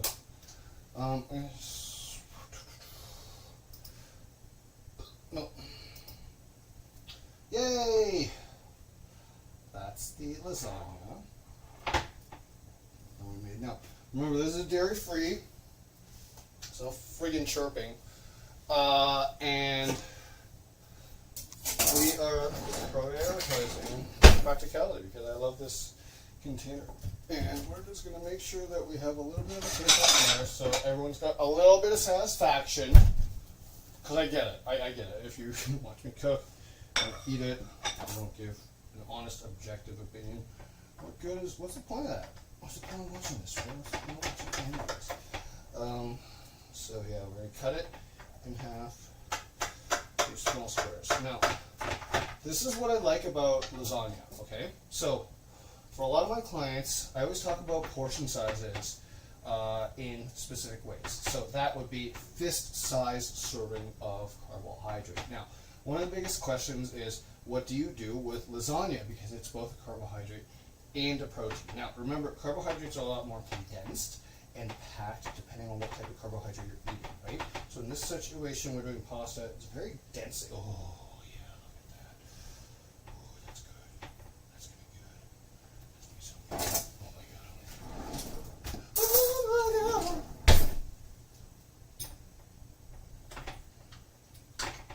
Okay.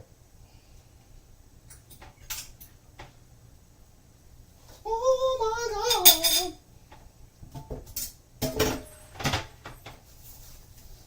Kind of situations, you know, we want to recognize that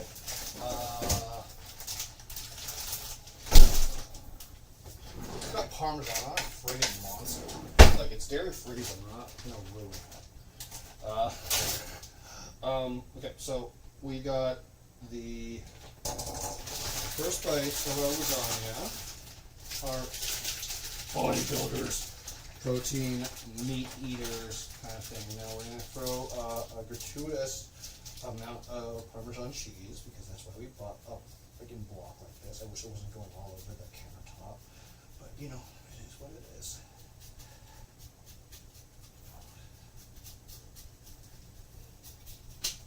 Ah!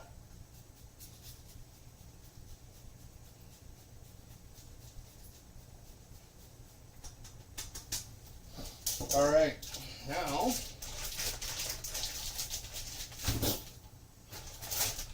I'm going to have a first bite with y'all,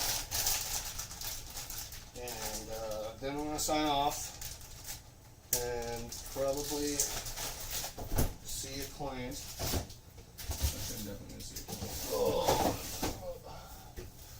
But first, let's eat this thing.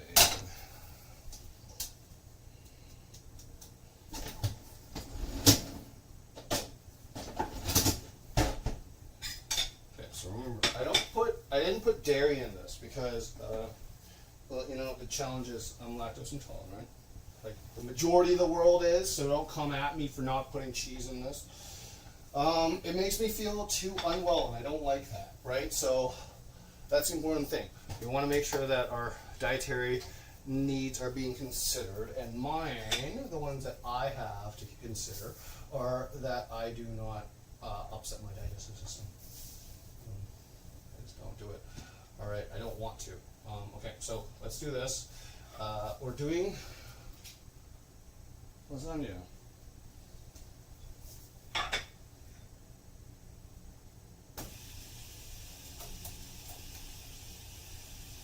Okay. You can see I have a whole bunch of. Oh, you can see the fresh pasta thing now. It's a little bit more clear. Okay, so I'm gonna do this. This is funny to me.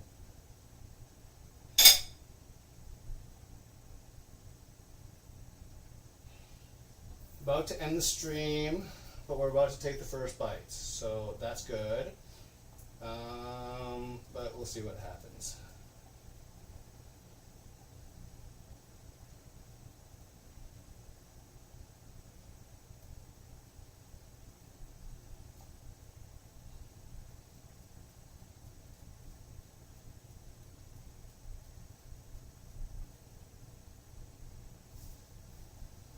Okay. That being said, I'm going to eat this now. I wish the lighting was better here. I'm not going to lie, I wish the lighting was better here. I wish I had my camera batteries a little bit more charged up. That's on me. We'll fix that. So I'm actually not going to be able to do anything with the dog food today like I wanted to, so I have to find a spot to keep that in the fridge. But yeah, we can do that with everything. Alright, so let's cook this. Let's eat this shit.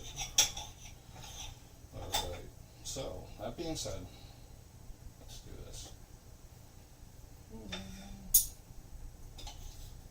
thing I like about pasta is that like it's kind of like, you know, some sort of cake. It's pasta cake. So yeah, let's eat this.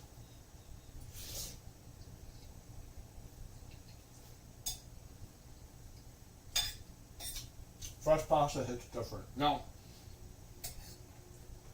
one thing I will say, I think personally, I might have overcooked the pasta and left it in the back water a bit too long. It's very soft. It's very, very soft. But I'm having a lot of fun with it. And I like it. So, you know, that's all that really matters. It's dairy free, like I said. It's nice and spicy.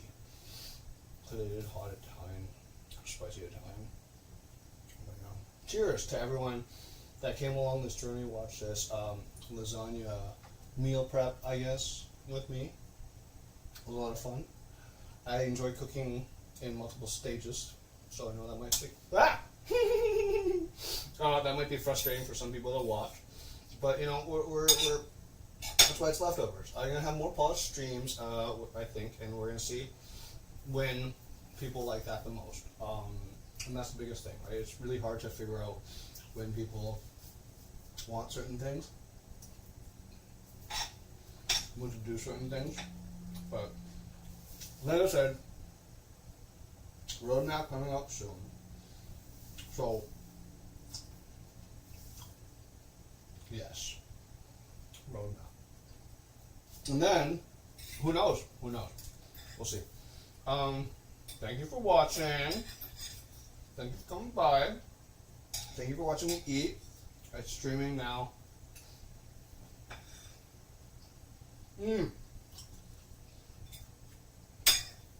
That little crunch on the top pasta was good. I should have less. I like that. I need less sauce on the top. But this is great. This is really, really, really tasty. So, okay.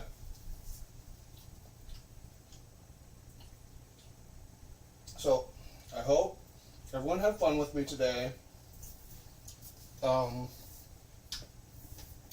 I'm going to wrap up.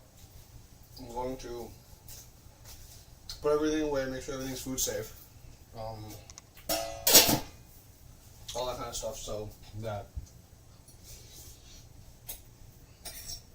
you can use some mass. So,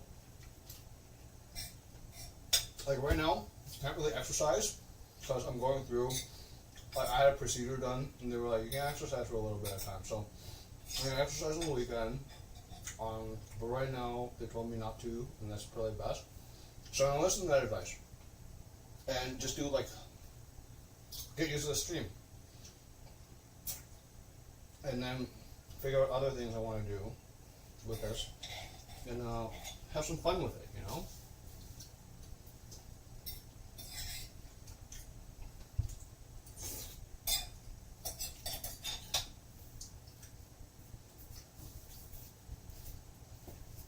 Like I said, I got some ideas. We're going to build this stream. But I'm glad I eat, because this is going to be good for aqua yoga tonight. For those of you that know what aqua yoga is, I think I'm probably going to share a few photos, and we'll see what it's like. But, you know, just going to finish this up real quick. In the dishwasher, sign off.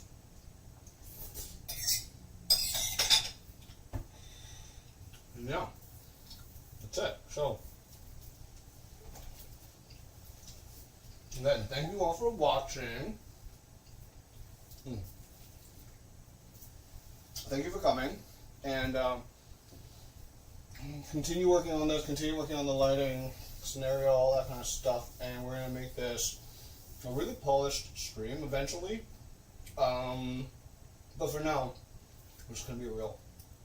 It's going to be real ones. Just going to do what comes naturally, what comes best. And I hope that everyone learns a few things or two. So, thank you for coming. Thank you for watching me do silly things. And I will see you next time.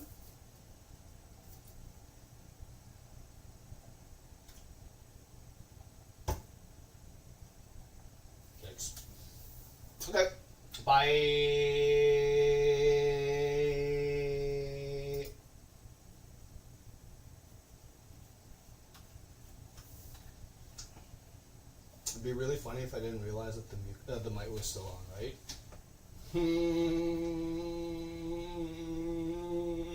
gonna say something offensive. No, I'm joking.